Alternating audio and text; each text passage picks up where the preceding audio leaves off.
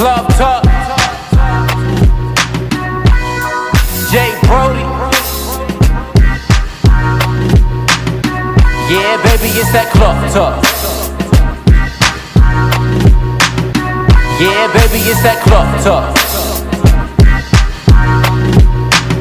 You're now listening to that Club Talk. And now, your host, Jay Brody. 1, 2, 1, 2, ha!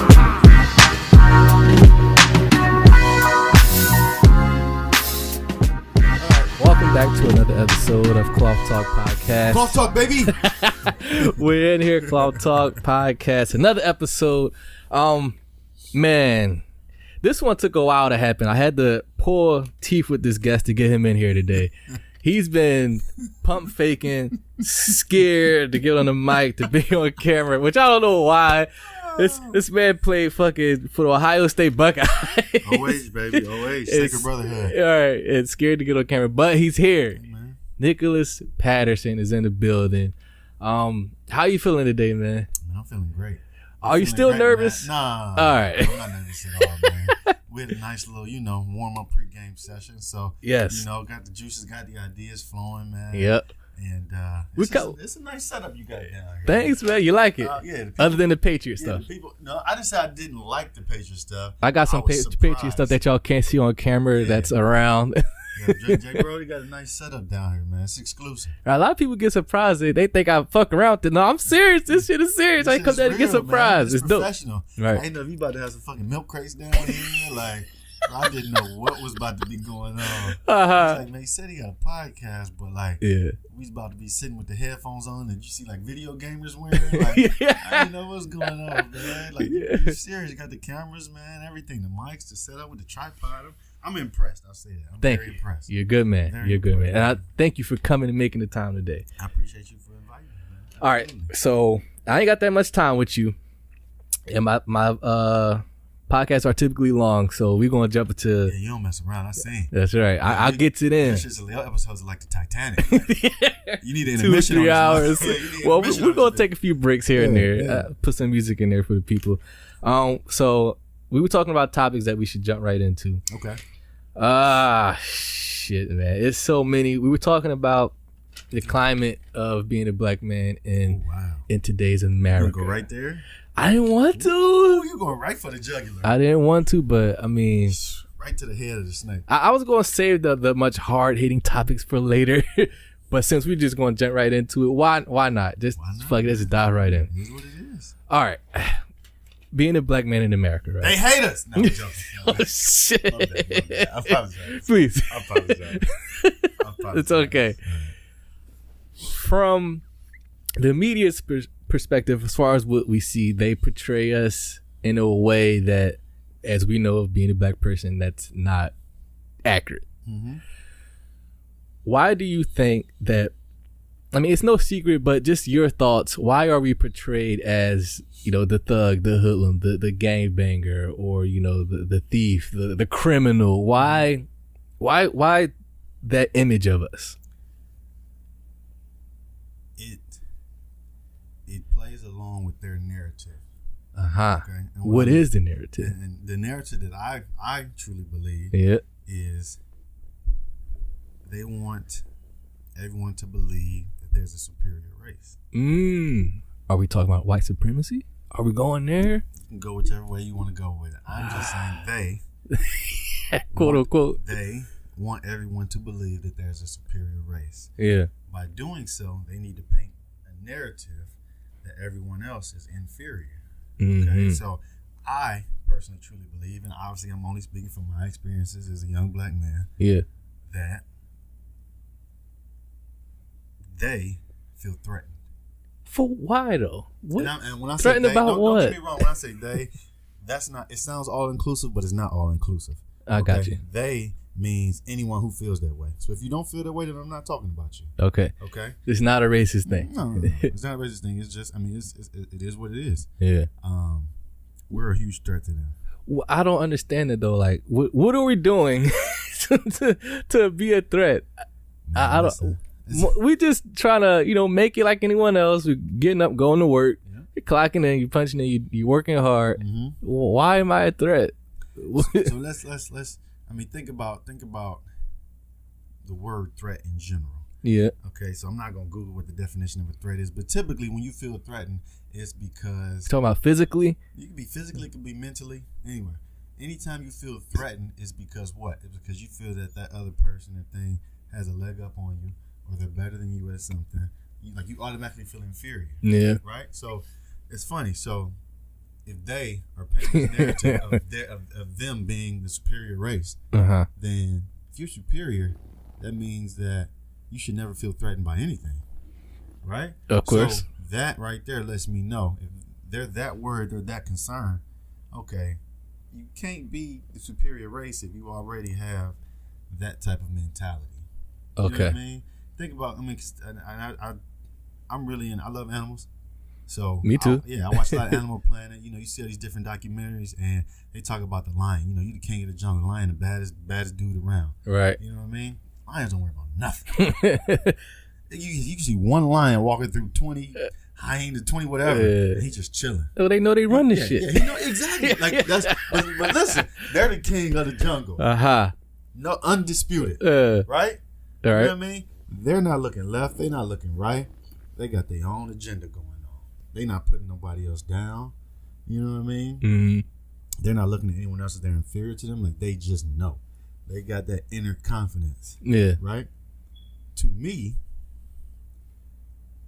we have the mentality of a lion.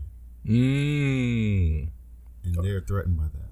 Really? They're threatened by that. You think so? I firmly believe, and this is my own personal experience. Of course. Okay, so I can only speak from my experiences. Yeah. I truly believe that they're threatened by that.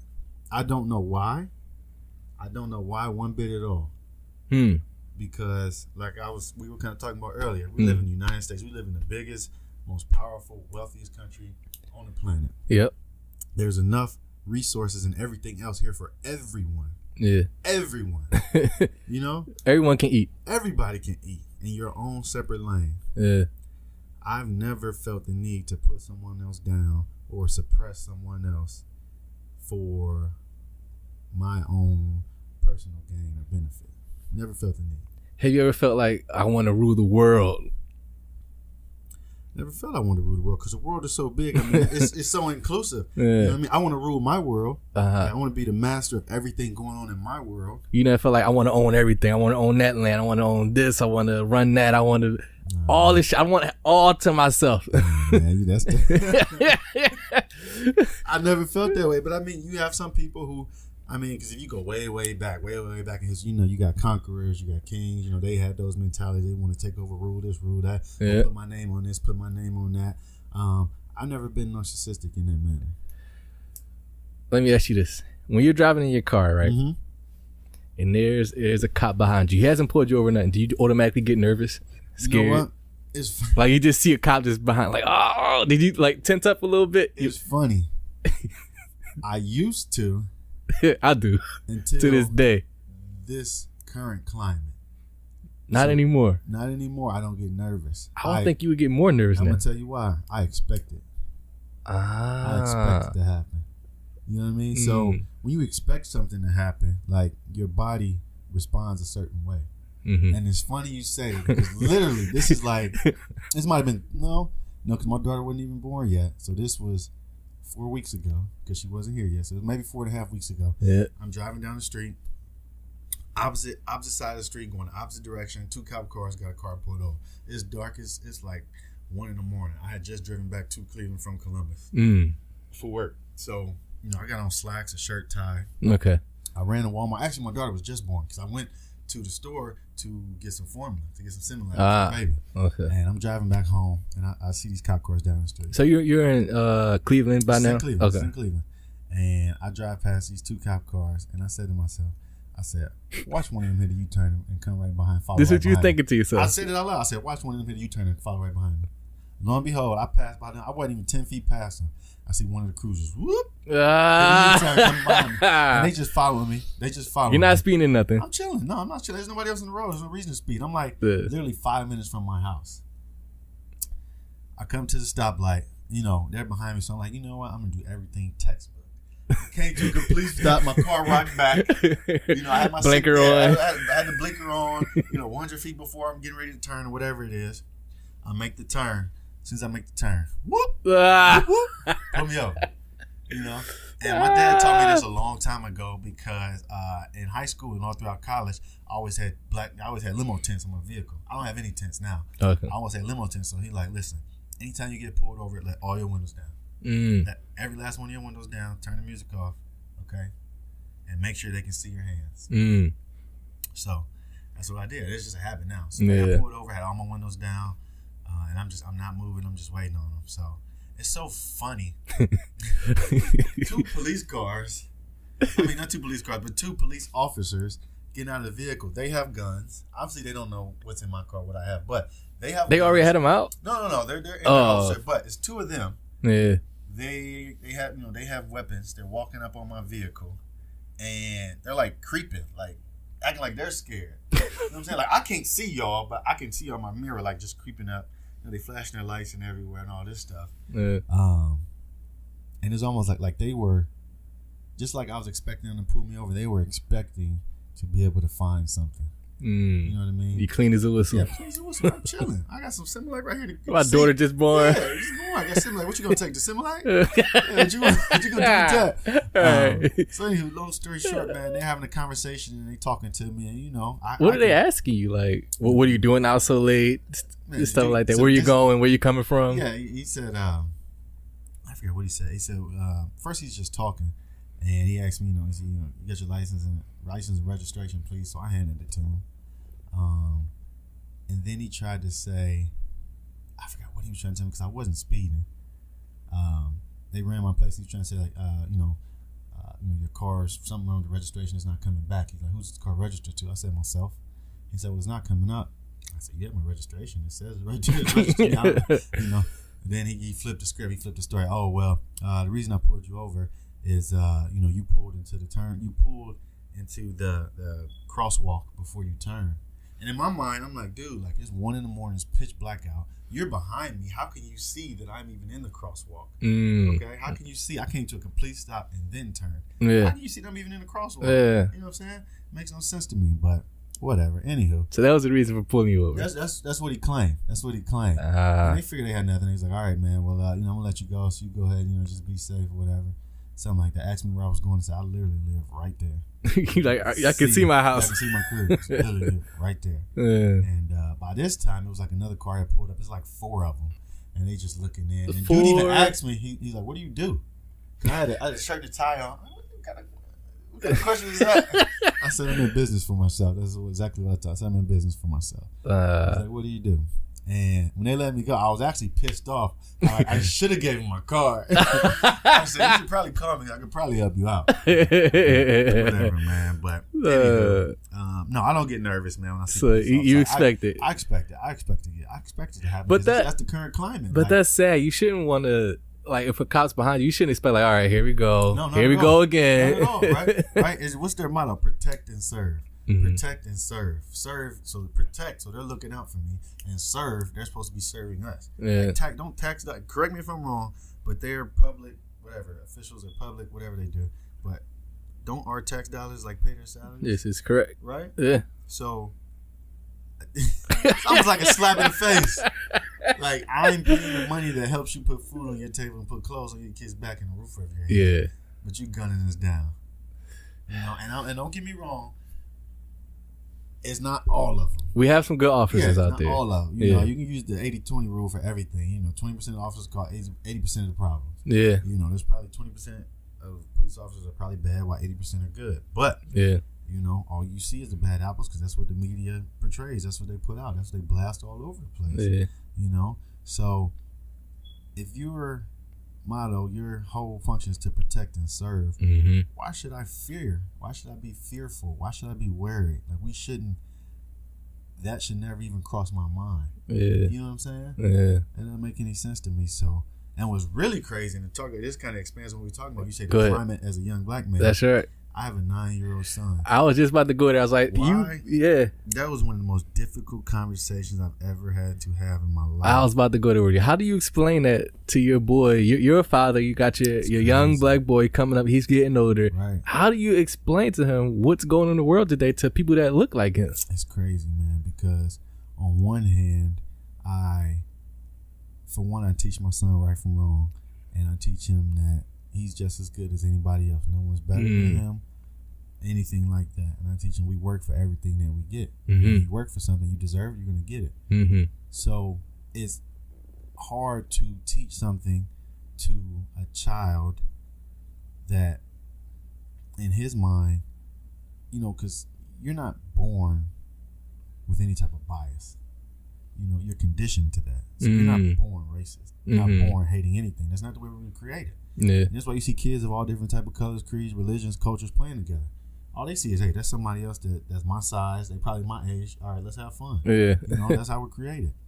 So it's hard to teach a child, a human being that has that mindset at that age, that we're all the same, that we're all equal. It's hard to teach them that because you are the skin color that you are, there's certain people that aren't going to like you.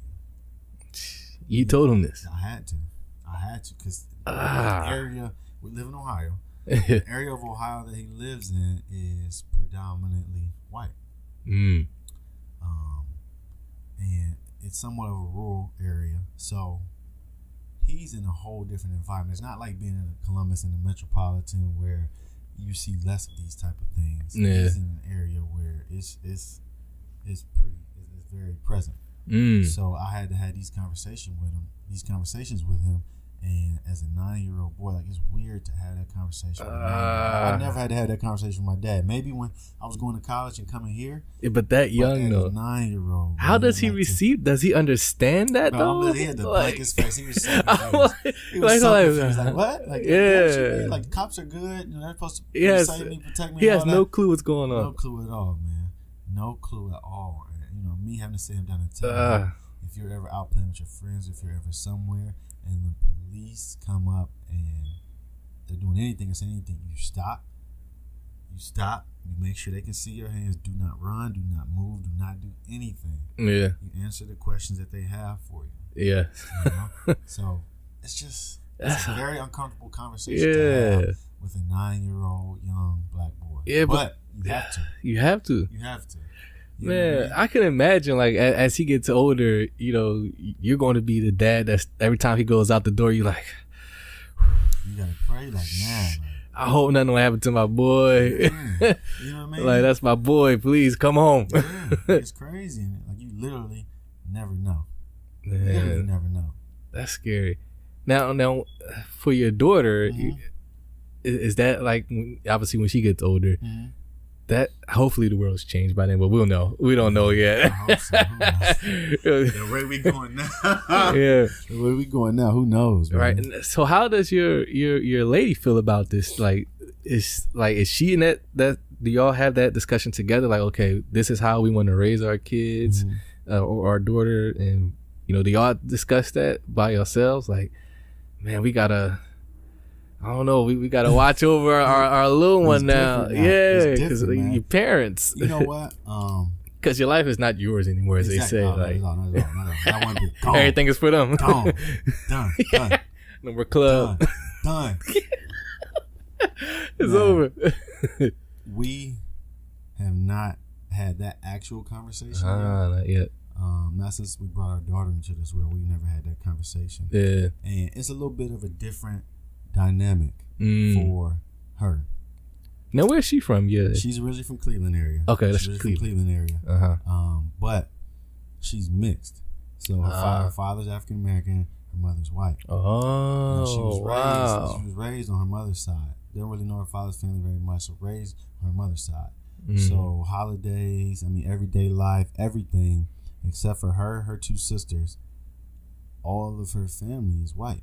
Now this changed the discussion though. Now let me ask you this: does she look more black than white, or more white than black since she's mixed? Because you have those weird ones, like they'll look totally white. She looks black. Yeah, okay. She's light skin. She's light skin with real good hair. So if we saw her, like, okay, she's a black woman. Yeah, she's a black woman. Yeah, she's light skin, pretty hair, beautiful. Gotcha. Go ahead. So you said she's grew up with the white side. All white. Wow. All white. So even her experiences growing up, it was different. Totally different. Yeah. Like she grew up in a totally different dynamic than what I grew up in. You know what I mean? So, and that's not to say that she's naive to any of these things, but again, those were her experiences. So that's what her brain's been conditioned to. So when I see certain things, or I may say certain things, she sometimes looks at me like, why would you think that? Or why do you see that? You know what I mean? Like, she doesn't see things that way because she was raised in this environment. Yeah. 99.9% of her family is Caucasian. That's the environment that she grew up in. And at least the ones that I've come in contact with, all of them are great people. They've all welcomed me with open arms and everything. However, her experiences are different than my experiences. So for us to sit down and have this conversation about raising our daughter in this world, there's a lot of things that she can't really speak to because she's never experienced them firsthand. Or knows anybody that experienced them firsthand. You know what I mean? But you. Except for me. So she's kind of leaning on me and my experiences. You know what I mean? Yeah, you know what I mean? So it's like, that's pressure though, man. Yeah, like that whole world is kind of unknown. Those are uncharted waters for her. Yeah, you know what I mean. So, even those conversations are gonna be tough because this is like a whole new topic for her. Yeah, she never experienced it. Wow, you know what I mean. That's crazy. It is, man. That's the world we live in. That's America. That's true. Let's take a quick break right here on Cloud Talk Podcast. We'll come back. My man Nick Patterson is in the building. Stay tuned. Don't go nowhere. Cash moves everything around me. Cream, get the money. Dollar bill, yo. Cash moves everything around me. Cream, get the money. Dollar bill. I'm from a place where every day you face with your survival. Youngins wildin', grandmas preaching, trying to teach them about the Bible. Place where youngins hooping, shooting a riot when they time is idle. We're throwing up your sentence like Russian roulette with a loaded rifle. Where Brenda had the baby daddy don't buy diapers. Place where Brenda's baby boy most likely gon' repeat the cycle. Place where baby mama's crying, screaming, yo, he look just like you. We creeping on her with a friend and wonder why these hoes so spiteful. I'm from a city where your closest nigga help indict you. Fuck your girl while you in jail and pick your son up from high school. Helicopter shining light on blocks at night until they sight you. I'm from where niggas shoot and dice it up the pipe before they fight you. Shots pop, everybody run. Got a whole park out, leader got a gun. Niggas don't think twice for the run for your life. See the red and blue lights, see the vice, see they come with their guns out. When they run up in your mom's house, give a fuck if you sleep, my nigga. If it's beat, 50 niggas deep coming down the street. Run up in your crib, snatch you, watch your sheets. Schools in a state of emergency, don't learn the youngest. They just tryna learn to serve the fiend just so they can cop a Balenciaga. Drop some 26s on the Monty seat. Puerto Ricans on the west, niggas on the east, waiting on the bus. Snatch you, watch your seats, nose ass, screaming EC. Young St. Clair, HBD, them Kinsman niggas, them Valley niggas, them Project, leave you in the alley niggas, talking 2/3. First block, big ol' ass in them first shots. Shorty in the whip and she giving top. Summertime, I'ma let the top drop. Tryna hold it down, coming for your spot. We gon' keep it locked till the earth stop, nigga. Cash moves everything around me. Cream, get the money. Dollar bill, yo. Cash moves everything around me. Cream, get the money. Dollar bill. I'm from a city where even in the suburbs you'll get shot. Where if your house is nice, you still got Section 8 right up the block. From a place where everybody own a shirt that reads R.I.P. We on first 48, enough for us to make a DVD. Every day somebody, mama, cousin crying up on Channel 3 cause they found a daughter, son, cousin, body somewhere NEC. I'm from a city where niggas banging, talking Bloods and Crips. Talking project niggas, heartless fellas, thumping hollow tips. When niggas run up in the barber shop and empty 30 clips. Run a corner, see him shoot his brother so he wouldn't snitch. That nigga only 15 and out here jugging for that mugger.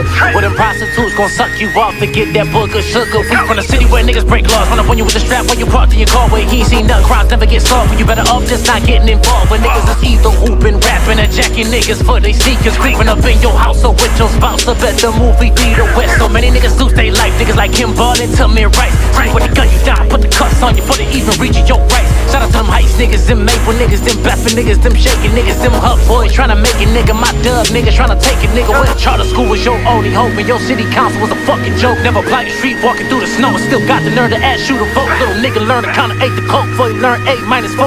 Nigga stay tipping up Iris Rose and getting money is all we know. The land. All right, welcome back, Cloth Talk Podcast. Yeah. All right, man. Just so you don't know, my outfit still matches the headphones. That's important to point out to the people. Go Go ahead. You can't see. if y'all not watching on YouTube and y'all are just listening, go ahead, break it down what you're wearing. Tell them. Man, you know what I'm saying? Just normal everyday clothes, you know. Just got the Business attire. Business attire is normal for you. Business attire is normal for me. I mean, it's business relaxed. I got some nice jeans on, man. Button up shirt. Yeah. You know, just looking presentable, looking clean. I can kind of. It's real versatile. I can go a lot of different places right now and fit in. So that's what I like to do, man. I like to be versatile. Yeah. I do a lot of black and white because it goes with everything. Yeah. You know. I want to get your thoughts on. We were talking about some of this stuff before we started recording. Social media. Ooh. That's a slippery slope. It is, man. Depending on where we're going with this. We were talking about the gram, Facebook. You're all right. You're fine. You can do it. All right. I believe in you. We're here. Man. Flexing for the gram. We were talking. And women, don't hate us because we're about to specifically talk about women in social media. Man, listen. But to be fair, there is some dudes that do stuff that women do on the gram. Mm-hmm. You know, the selfie game. Mm-hmm. You know, just doing stuff just to, I don't know, just to be seen. Or like, you were saying some real truthful stuff that is going to rattle some lady listeners, maybe even your lady, if she does these things. You want me to go there? Nah, she'll do that, man. Okay, good. She's not one of them. We don't have that problem at all. You want to tell the people what you were talking about earlier with the social media stuff? So, it sickens you. It makes you want to vomit. In reference to a conversation that you and I had earlier off camera. Off air, yep. And this is my opinion. This is 100% my opinion. These are not the thoughts and ideas of Jake Brody. Thank you. Go ahead. Speak your piece, man. Don't hold back. Women are legally selling sex on the gram. Gunshots, please. Pow, pow. Gunshot. Man, I wish I had my sound effects. I'm gonna get a little sound effect board. Air horn. Yeah. All that. Oh my. Women are legally selling sex on the gram. Now, Jesus. Let me specify, I do not mean all women, okay? Okay. Women, we love you. You're beautiful. You're gorgeous. Mm-hmm. You're great. Disclaimer. Yes. However, there's a significant percentage. They gonna hate you, boy. You about to get so mad. Are not as wholesome as a lot of you are. Yeah. And they are legally selling. We just call it. Let's call it what it is. How do we know? Call it what it is. How do we know though? Call it what it is. Is there a way we could? If I went to a Instagram model's social media page, and I see it.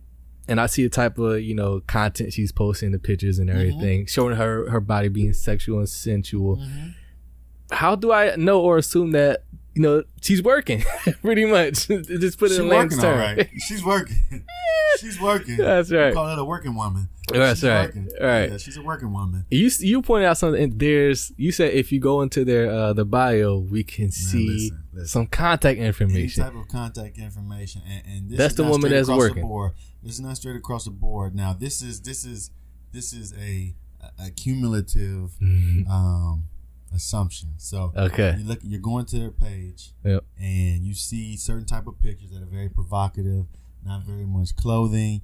They could be focused on one specific body part in almost every picture. Okay, it could just be a still shot. It could be a video. Yeah, they show themselves, gyrating, twerking, whatever, in 12 straight videos. That's all you seeing. And then the caption or whatever, the comments may just say, something PayPal or ConnectPal. I mean, come on, man. What you selling? It ain't Girl Scout cookies. You know what I'm saying? We don't see no product. Ain't no do-si-dos. You know what I'm saying? Or you seeing their bio. Cash Me app. Yeah. Come on, man. Apple Pay, something like that. PayPal, whatever. There's a bunch of apps. We could put two and two together. Man, come on, man. If it look like a duck, walk like a duck, quack like a duck. You know what I mean? But then, if we click on the picture or video, the caption is "I love myself" or just "Don't objectify me" or "I'm just beautiful in my own skin." All these positive affirmations, like just because I dress like this doesn't mean I am that. That's the argument, and we can't say that. Well, who are we to say no? You're wrong. Like, but you saying, hey, That's true. You're right. But if I put on a police uniform and I drive down the street in a cop car and somebody flags me down, I say, whoa, wait a minute. Just because I am dressed like a cop and driving a police car does not make me a police officer. You're absolutely right. All right. But you sure fit the description of it. The description of one. You know what I mean? You sure as hell fit the description of one. You fool. You pulled the wool over my eyes. You fooled the hell out of me. Should we? I mean? Is that fair to? I guess because that's tricky, man. It's not fair, but it's warranted. Okay. It's not fair at all, but it's warranted because you shouldn't assume anything, right?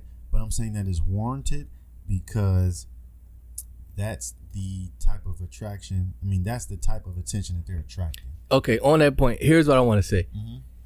It confuses me and bothers me when we have the women that do attract that attention, but then get upset when they receive that type of attention. I'm like, why are you talking to me like that? Or do I look like this to you? Yes. 100%. Yes, 100%. You do. 100%. I can see your 100%. Ass, your cleavage, everything's out. Well, just because. Everything's out. All right, sorry. Why you need nasty, perverted? Man, listen. You can go to some of these pages and you will see it's confusing. Half naked women or 99% naked women, and they will get frustrated because you'll get some idiot or some fool that leaves a nasty comment on there. Yeah. They'll put up, ignorant, nasty, something flagrant comments will be deleted and blocked. Yeah. I mean, you butt naked. What kind of comment you think you're going to get? You got a bunch of dudes. You know what I'm saying? What you want me to say? Hey, did you read Psalm 23:16 last night? I was at church.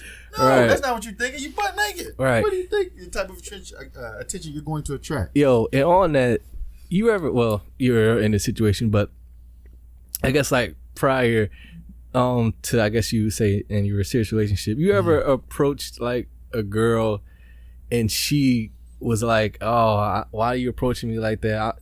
It then, like, when they make those disclaimers, like, don't talk to me like this, don't approach me like this, it makes a dude hesitant to want to say something to you now. And then you're putting up these posts like, why don't dudes talk to me? I never get approached. What are you trying to, you put out these mixed messages. You're like, yo, like, you putting all this revealing stuff up, but then you say, don't approach me like that, don't talk to me like that. Well, fuck, I ain't gonna talk to you at all then. And then you're complaining, no guys approach me, they can't handle a real woman, or I'm too much. I'm like, what are you talking about? Like, you just told the brother don't say nothing to you. Yep. Now you're upset because no one gives you attention, but you just told him stop giving you attention. Yep. Now I'm like, I quit, I'm done. Man. You ever dealt with that? Listen, let me put my disclaimer here. First of all, disclaimer again. I love my girlfriend. All right, baby, I love you, man. I love you. Let's shout her out. The love of my life. That's right. However, yes. Prior, decades, before I was in my current relationship today, and that way before. Yes. Way before I met you, baby. 20 years old. Man, at least. Yes. Maybe 19, 18. 19, 18. Yeah, wild. Fresh out of high school. Yeah. I've 100% been in those situations. I knew it. And every guy has. Every guy has. You can't avoid it. And to me, a lot of the times when you get that response or you elicit that response from a female, not all the time, and again, I'm speaking from my own experiences, a lot of times she's not confident.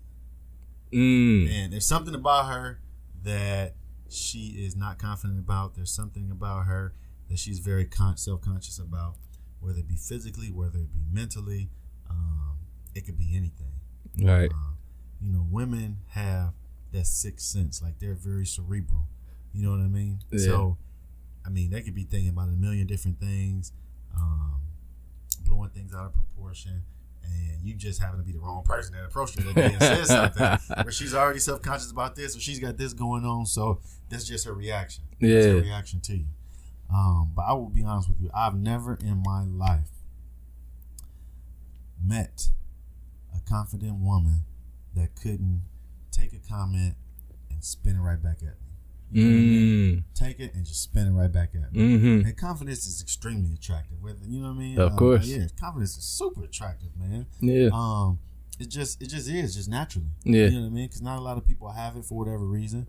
But when you find or meet a confident female, you'd be surprised at how many comments or how many words or how many things that come at them don't bother them and don't affect them. Yeah. Like they just keep moving and grooving. You know Yeah. what I'm saying? Like I'm still in my zone. Like whatever. All right, yeah, whatever. All right, we cool. We still going. Yeah. We still moving. They're not even fazed by it. You'd be surprised. Think about every majority of the confident women you know.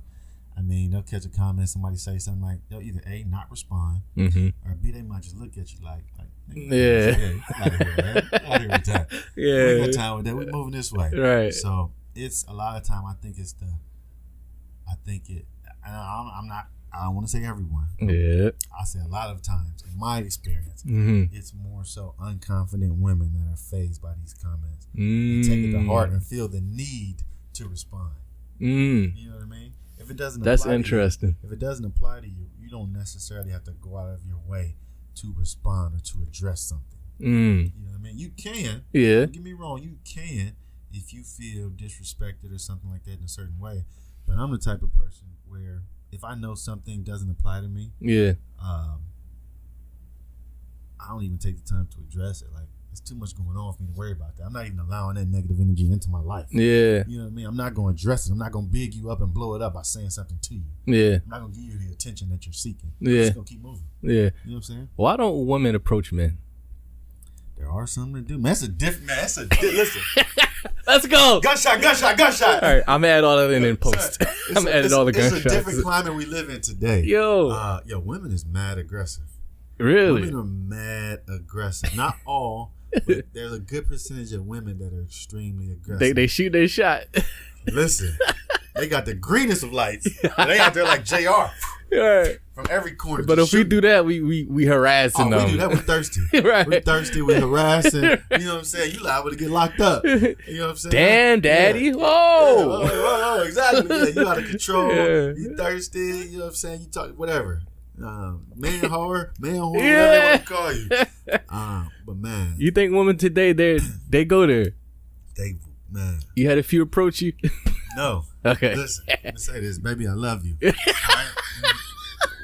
Listen. Yeah. Women, this is a scary, scary thing, man. Go ahead. Women will. I'll be honest. Oh shit. Go ahead, be honest. I truly believe that there are a good amount of women that are even more attracted to men that are in a relationship. That's been a constant discussion in theory for the longest. It's not theory. It's fact. You think this is true? It's not theory. It's fact, and I can prove it on multiple occasions. I somewhat disagree, but I somewhat agree to a certain extent. See now, okay. And I'm gonna give you. Go ahead. I'm gonna cut you off. I'm sorry. Go ahead. You good? Go ahead. I'll give you just and this is human nature. Right. It's natural when you were a kid and your mama said, Jerome, well, you better not touch that stove. You're gonna burn your hand. You can't touch that stove. Mm-hmm. In your mind, what's the only thing in the world that mattered you then? You want to touch. I want to touch the stove. Yeah. Exactly. Exactly. That's human nature. It's Yeah. human nature. Somebody tell you can't have something, you can't do something, you automatically want to have it, want to do it. Yeah. Women see a man in a relationship as something that's off limits that they can't have. So some of them can control that urge, some of them can't control it because it's natural. It's just human nature. They want what they can't have. Mm-hmm. So, and women, like I said, they're the ultimate cerebral creature on this planet. Like there's nothing more. They're also territorial. Extremely. It's my man. There's not a more intelligent, more cunning, quick-witted, savvy creature on the planet than a woman. Yeah. But this is why I said, like when they see something that seems to be off limits to them, It's like a cookie jar. yeah, and because I think they all naturally may have that urge, but some of them can control it. Like, nope, I ain't acting on it. Some Like, of them is he nah, married. Like, yeah, like, Well- nah, like, let me test these waters. Let me see. You know what I'm saying? You know what I'm saying? Just to, I had for a whatever few reason. test me early on in my relationship in college, Tell you, and like they'll and know when it I won't- first moved here to knowing they will not care. some of them. You're right. When we first moved here to Columbus from Cincinnati, and I started this job at the time. It was some some warehouse job. Right. We don't say no names. Yeah, we ain't saying the name of the establishment. Establishment. Establishment. I like that. The establishment. But anyway, it was like our first day, and they was doing like the tour and everything, and it was time to go for lunch. So I grab my lunch and everything, and go sit out. They had like this balcony area where you can sit out and eat your lunch outside. Right. So I got there, sit out there by myself, and I start eating. And before you know it, this girl, and I told my wife this story, she knows. Right. And this girl, she can't. Disclaimer. Yeah, right. She already knows. Yeah. So if she listening, she knows this already. So she comes up, she's like, I'm gonna sit with you. I was like, all right, that's fine. There was chairs available. I'm sitting at the table by myself. So she started asking me questions. She's like, so where you from? I hear this accent. You ain't from here, are you? I'm like, no, I'm from Philly. She's like, Philly? Okay. Mm-hmm. So we just getting to talking and talking. Yeah, she's, asking the questions. And the questions she started asking, I'm like, these are questions that you ask someone that you interested in. Right. Yeah, so I'm like, oh, man. So she's like, so I guess she was talking about her kids and everything. I was like, oh, that's cool. You got 5 kids. Yeah, and she was like, scared. I wouldn't even tell you. She was like, so how old are you and all this stuff? I'm like, man, like, yo, you FBI? Yeah. She like, so what's your situation? She's like, you got a girlfriend or, I was like, yeah, I got at the time we weren't married, I was like, I got a fiance. She's like, fiance? I was like, yeah. That's a foreign language to her. Yeah, she's like, fiance. So okay. It's like, so what's up? Hold on, man. Yo, she did not give one fuck. She's like, okay. She went straight to that. She hit you with the wasn't no pump faking. I swear, right? she ain't trying to dance. She ain't trying to dance trying to nothing. She was like, yo, so what's up? I was like, just like you said, man. I told you they're aggressive out here. It's a different kind. But there's a large portion, I believe, that still, if they see a dude that they think is cute, attractive, or whatever, they won't say a word. No, absolutely not. They will wait for how long until that dude, who probably don't even recognize her or even aware of her, to say something to her. Oh, yeah. But they'll play possum. Will never they'll say. Play possum. It's weird to me. Do little things to try to get your attention or whatever. I don't even think most women probably, they don't even know probably what to say to a dude. Like, how do I approach him? Or it's weird, man. Men by nature are conquerors, and I don't mean that in like a narcissistic sense. Like, oh, you said the analogy earlier, the lion. Yeah. I mean, that's in our nature. That's how God created us. That's how we're wired. Mm-hmm. You know what I mean? Women are emotional beings. That's how they're wired. Yeah. You know what I mean? So it's just what it is. That's why it's a scary time now to see a lot of women. I'm not gonna say acting like men, but you see a lot of women acting outside of what a woman's nature is. Women are naturally the aggressor when it comes to interaction with males. Okay. Different things I'm not talking about business or career or education, but women aren't wired to be the aggressor when it comes to interacting with men. Mm-hmm. That men are supposed to approach the woman. That's how we're wired. That's how it always been. Yeah, I guess so. That's strange, man. I just think that it's crazy. I just think that, like, because I was having a conversation with this girl, and she was just like, playing the victim role, like, oh, I don't know, guys never talk to me, or I don't know what it is. Like, how have you ever? I asked her, I was like, have you ever tried to, just say hi to a guy or like approach a guy? No, like, turn your face. Yeah, no. She's like, I'm not doing that. I was like, well, how do you? Shouldn't happen. I was like, so you just go to sit back, like you're complaining that no one talks to you or approaches you or shows interest in you. Mm-hmm. Have you ever thought about showing interest in someone? Right. I was like, it's nothing wrong with that. As a woman, you could show interest in someone. She got an attitude. No, the man's supposed to show interest and come up to me. I'm not walking up to no man. And I was like, I'm just trying to talk to you. Baby, I don't know to tell you. You need to make yourself more attractive then, because obviously, whatever you selling ain't selling. Right. So change the label, do something. Now, in your relationship, did you approach her or she approached you? I approached her. Of course. Come on, you seen her walking down Walmart aisle. Cat called her. Yo. No, she ain't going for that. No, she ain't going for that. You was a gentleman. Yeah, man. How'd you approach her? So we met 2 separate times. First time we initially met was my freshman year at Ohio State. Which we're going to get into after this break, after this story. Okay, I got you. So I'm just I won't go too deep into it. But freshman year at Ohio State, in my dorms, my roommate actually dated one of her teammates. So she ran track at another university, and my roommate dated her teammate. So I'm literally like walking into the dorm room one day, and they're all in the room just kicking it, whatever. So I see her, and I'm in a relationship at this time with my girlfriend from high school back home. You know what I mean? Long relationship. Yeah. And at the time she was also in a relationship with somebody else as well. So the first time we met was just like an introduction. Like I just walked in like, yo, what's up? How you doing? I'm Nick. She introduced herself. I walked back out, never seen her again. Keep it real. When you first saw her, what'd you think? Like, damn. I really didn't even look at her. It wasn't like that. I just looked like, honestly. Was you like, honestly, damn? No, honestly, because you know you're in the dorm. College dorms ain't that big. You know what I'm saying? Like it was a twin bed on this side of the room, a twin bed on this side of the room. So my roommate and his girl was sitting on their bed, and she's sitting on my bed. So honestly, like I'm anal. I got OCD when it comes to things being neat and in their place. So honestly, the first thought in my head was, yo, why'd you sit on my bed? You messing up my comfort. That's the first thought. Like, yo, you're on my comfort. You gotta move. And straighten it when you get up. And so I introduced myself. Boom, got whatever I was looking to get, and left. This is freshman year at Ohio State, so this is 2004, 2005.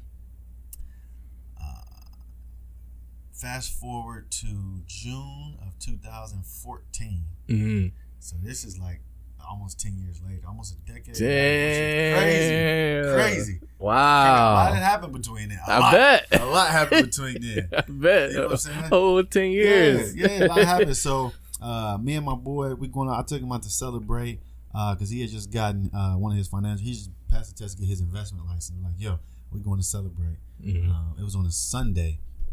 June 1st, 2014, we went to this bar in Columbus called Novak's, and as he and I are walking in, it's a group of 6 girls coming down the steps walking out.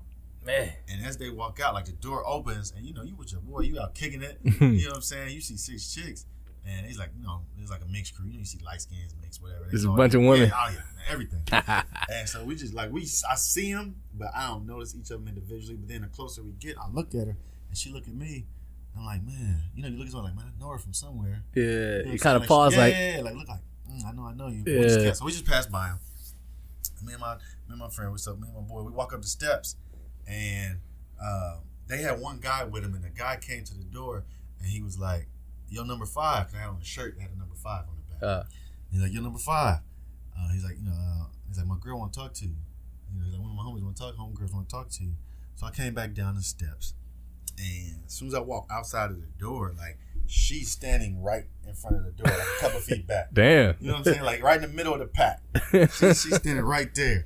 And, bro, like, I saw, like, you know, her, like, the angels singing, like, the music playing. Like, she had a little glow around her. You know what I'm saying? Like, you can tell, like, she just had that confident stand. You know what I'm saying? Like, I knew she wasn't worried about nothing. Like, she knew she was attractive. So it was her telling her friend, like, tell number 5. No, that wasn't even her. So later on, this is after, this is I thought she sent for you. Months and months, almost a year later, I find out the backstory about what really happened. One of her best friends was actually the one who said, yo, he's cute. Yo, go get him for me. So it wasn't her. I didn't even. So I came down the door, and apparently her friend was right here at the door. So to the right.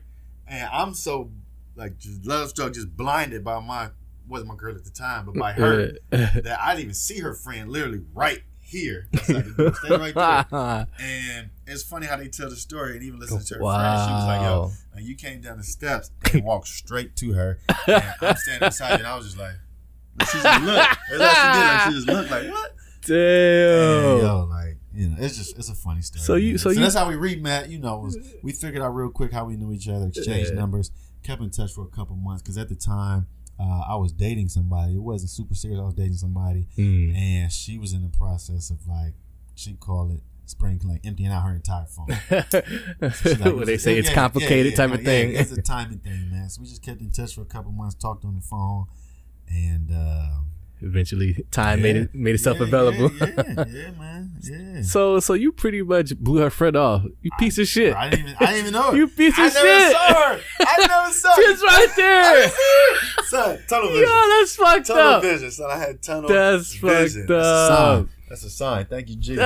Thank you, Lord. Thank you, Lord. Oh man, that's fucked up. Hey, God got me, man. Damn.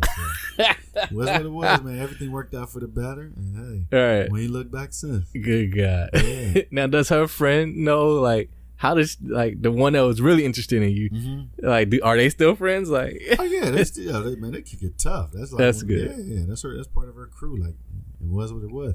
Like, my girl actually asked her, like, yo. is it okay? Yeah, like, I know you like cool him with and this? everything. And this was like, because even though I got her number that day, like, I didn't text her for like 3 more months at all. 3 months? At all. Wait, like 3 months. This was like, well, not 3. It was June when we met. I texted her in August, right before my birthday, August 11th. So this was a couple months later. And she was like, I seen you text me. And I asked her, she asked her friend, she's like, yo, like, he just hit me up. Like, I'm like, she's like, should I even respond to him? And her friend hating was like, nah, he took it wrong. Of course. Hey, I responded to that. Blah, blah, blah. You played her, that's why. Thankfully, she's an independent thinker. She makes her own decisions. So she responded. Yeah. So Very good. the conversation went from there. They just picked up, man. That's funny. Picked up from there. You know? That's dope. Hey. Let's take one more break. We'll come back with Nickolas Patterson. We're going to talk some football when we come back with some Call Talk Podcast. Your mama knows. Make sure you don't go nowhere. Look. My neck going frio, fresher than the Huxtable sun, like Theo. I'm the man behind the bars, not the ones with the CO. Shout out to the trill niggas in the cell blocks. I hate a pussy nigga, I call that a mailbox. I'm like a bunch of crack valves with the gel tops. Please leave me alone, that's what I tell ops. Or send them straight to the father and let him tell pops. A couple one-way tickets soon as the shells pop. Catch me dipping with that Scottie Pippen, headed to your stronghold. And I call it that because of the long nose. Been bright like sunlight when the storm goes. See niggas with bad seats, bloody cornrows. Now I'm in the club screaming, bring more rolls. Niggas in they mad bag like really, homie, you that mad? You wishing you was us, cause you see we doing us. Bad bitches screwing us, and every time we in the spot, you be saying you with us. Oh Lord, I knew I had it in me all along, writing song after song, like I'ma get on. And it's crazy, yo, so quick, so fast, I'm on the radio. Most people show love, some niggas hating though. I never mind that, I'm focused on the banks telling me where to sign at. Happiness inside myself is where I find that. The whole entire world's my hustle, where I grind at. Out the trap now, we worldwide. Inside my DM where the girls slide and drop me a text. 98% of them want me, the other 2 is friends. This is how it all begins. Yeah, I'm going for the win. Shit is real when it feel, it's like kill or be killed. And if you chill, you get spilled. Shit is ill when still. Shit is real when it feel, it's like kill or be killed. And if you chill, you get spilled. Shit is ill when still. Shit is real when it feel, it's like kill or be killed. And if you chill, you get spilled. Shit is ill when still. My check, ay Dios mío. My God, have you seen what I planted off of words, though, Lito? You would know I'm the one, just twisted, you know, Neo? Me shooting from deep is still a concrete, though. I shot her, Mr. Anderson Clico. He ain't have the vision, the game is so cheap, though. Remember, your thoughts don't make my earthquake. I'm from the south side, to make it more direct, nigga, we rose. Nigga, I ill everything, including Lego. Then it's Geronimo. Flyer than the seagull, good vision like an eagle. Look what landed in the Regal. I pack a punch like a beetle and they suck like mosquitoes. Yeah, money can't buy me happiness, but ever since I got money, yeah, I've been the happiest. Haters mad, I'm the flyest, and they the tackiest. Brooklyn on my back, cause not anybody could carry it. Feeling like I'm Ramses pulling up in the chariot. Underground railroad flow, shout out to Harriet. Double pump shotgun blast, shout out to Harriet. She was blasting shit, enough case to fill the whole clan with clips. We got more fans to get, I was in the cup before they even came in bandage shit. Yeah, shit is real when it feel, it's like kill or be killed. And if you chill, you get spilled. Shit is ill when still. Shit is real when it feel, it's like kill or be killed. And if you chill, you get spilled. Shit is ill when still. Shit is real when it feel, it's like kill or be killed. And if you chill, you get spilled. Shit is ill when still. Yeah. All right, we are black. We are black. We are black. That's the second time I did this. I done this last time. Said we are black? Yeah, I should just start bringing the show back in like that. We are black. Hey, black, baby. We are back with Cloth Talk Podcast. Nickolas Patterson is in the building right Yes, here on sir. Claw Talk Podcast, having a good time. My guy Jay Brody. Yes, sir. My guy Jay Brody.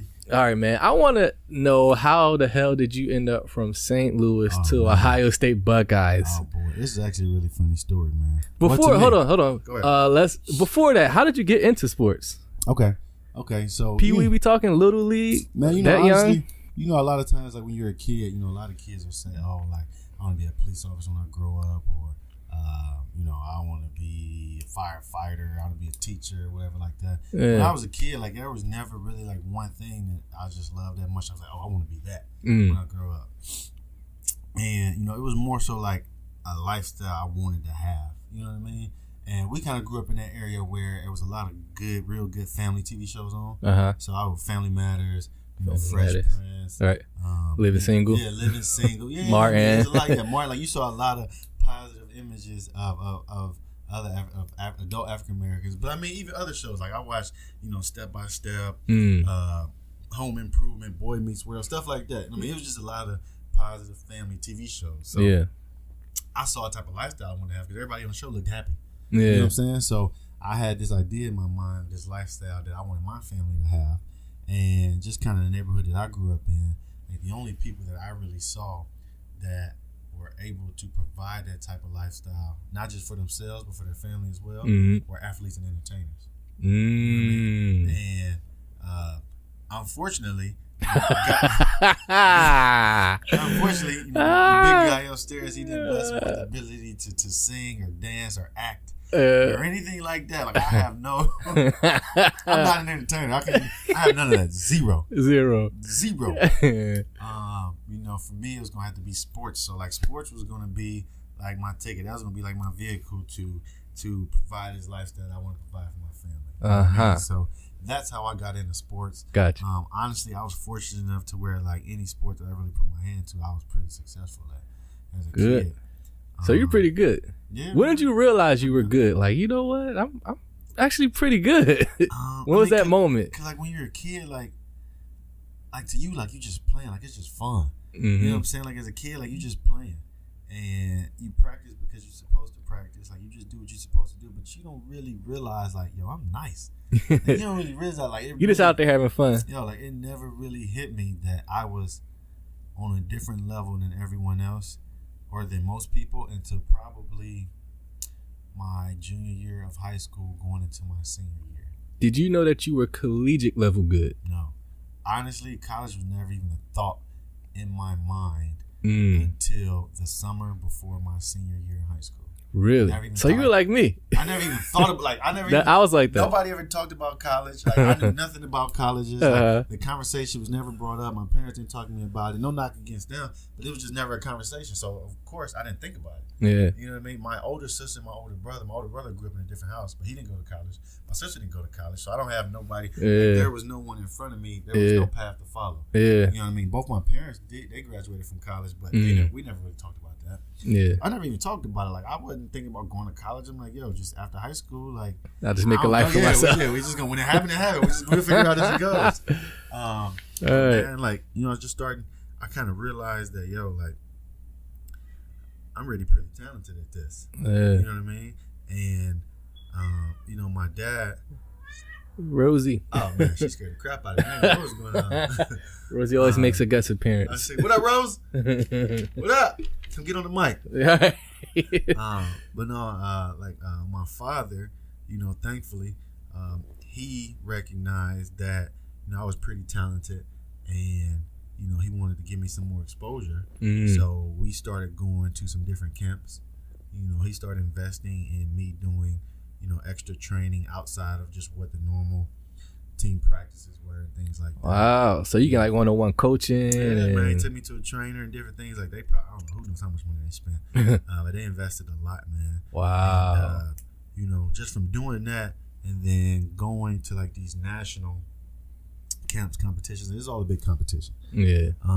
Being in that type of environment and excelling, you know what I mean? Like doing really well when I went there at these places where you got like the top 50, 100 kids in the whole country. Now, when you're in this, are you thinking like, yo, man, like I'm with the best of the best? Like, are you thinking about that? Honestly, like the competition that's right next to you, like, Shit, man, I'm with the best of the best right here. I think like before you do it, like you hear that, or like people tell you like, yo, like it's the top 100 kids in the country here. You know what I mean? Like, oh yeah, he's the number one such and such in the country, whatever. Yeah. Like, you hear that beforehand, but when you in the moment, it's just yo, like either I'm gonna beat him or he's gonna beat me. You know what I'm saying? And I'm not about to let him beat me. Yeah. If he beats me, like it's gonna be like he gonna have to try his damnedest to beat me. You know what I mean? Like that's what you when you're in the moment, that's all you think is yo, it's me versus you. I'm not about to let you beat me. Yeah. Simple as that. Yeah. So you don't really think about all that, yo, like these top whatever in the country. It's just yo, I'm trying to win. Simple as that. Yeah. Whoever's in front of me is in my way of winning. That's simple. Yeah. But yeah, man, like when I started doing that, and then you know, just seeing the success I was having, like yo, like somebody, you know, offered me a scholarship, a full ride scholarship, like to go to college, like they gonna pay for everything. You know what I mean? Just if I just play football. You wasn't even thinking that far. Yeah, like no, like that blew my Joe Brody. That blew my mind. Like yeah, such will offer you a full ride scholarship. And I'm like, what? So then it's like, all right, so now I'm thinking about going to college. Like, yo, like there is something else after high school. You know what I mean? So that just opened up a whole new world of opportunity for me at that point, man. And so you landed at Ohio State. Or was there a stop before there? Don't get me wrong. Did you want to go to Ohio State once you realized that you had to? Nope. You didn't want to? Nah.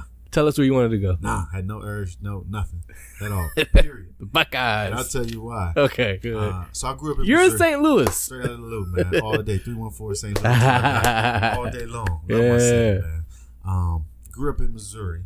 All right. So at the time me growing up, University of Missouri was a Big 12 school. Okay, so all I see, you know, and ESPN shows games regional by region. All right, Ohio State's a Big 10 school. There's no Big 10 schools in my area, so I never saw Ohio State on TV. You know what I mean? So I never really knew the history behind it. You know how great they were traditionally, this and that, whatever. No knock against them, but I never saw that, so I didn't know it. Right. You know what I'm saying? So you saw a lot of Big 12 games. You saw a lot of SEC games, and you saw a lot of West Coast games because they came on later at night. So you're seeing University of Cal and like that. Cal, UCLA, Miami. USC, Miami, Florida State. Like Florida State is Florida State is my favorite school growing up my entire life. So that's where you wanted to go. There it is. That's where I wanted to go. Woo! And what happened is I ended up getting offered by a lot of different schools. So you had plenty of offers. I had a plethora of offers to be able to choose where I wanted to attend college. And you're searching for that one envelope where Yep. So I went out to I took an official visit. I had 5 official visits. One of the visits I went on was to UCLA. Of course. Los Angeles, Cali, baby. Of course. So flew, you know what I'm saying? And on these visits, they fly you out there. They pay for you. Everything's paid. Everything's paid for. They pay for you and the parent to come. Fly you out there, put you in a hotel. They put you and your parent in separate rooms.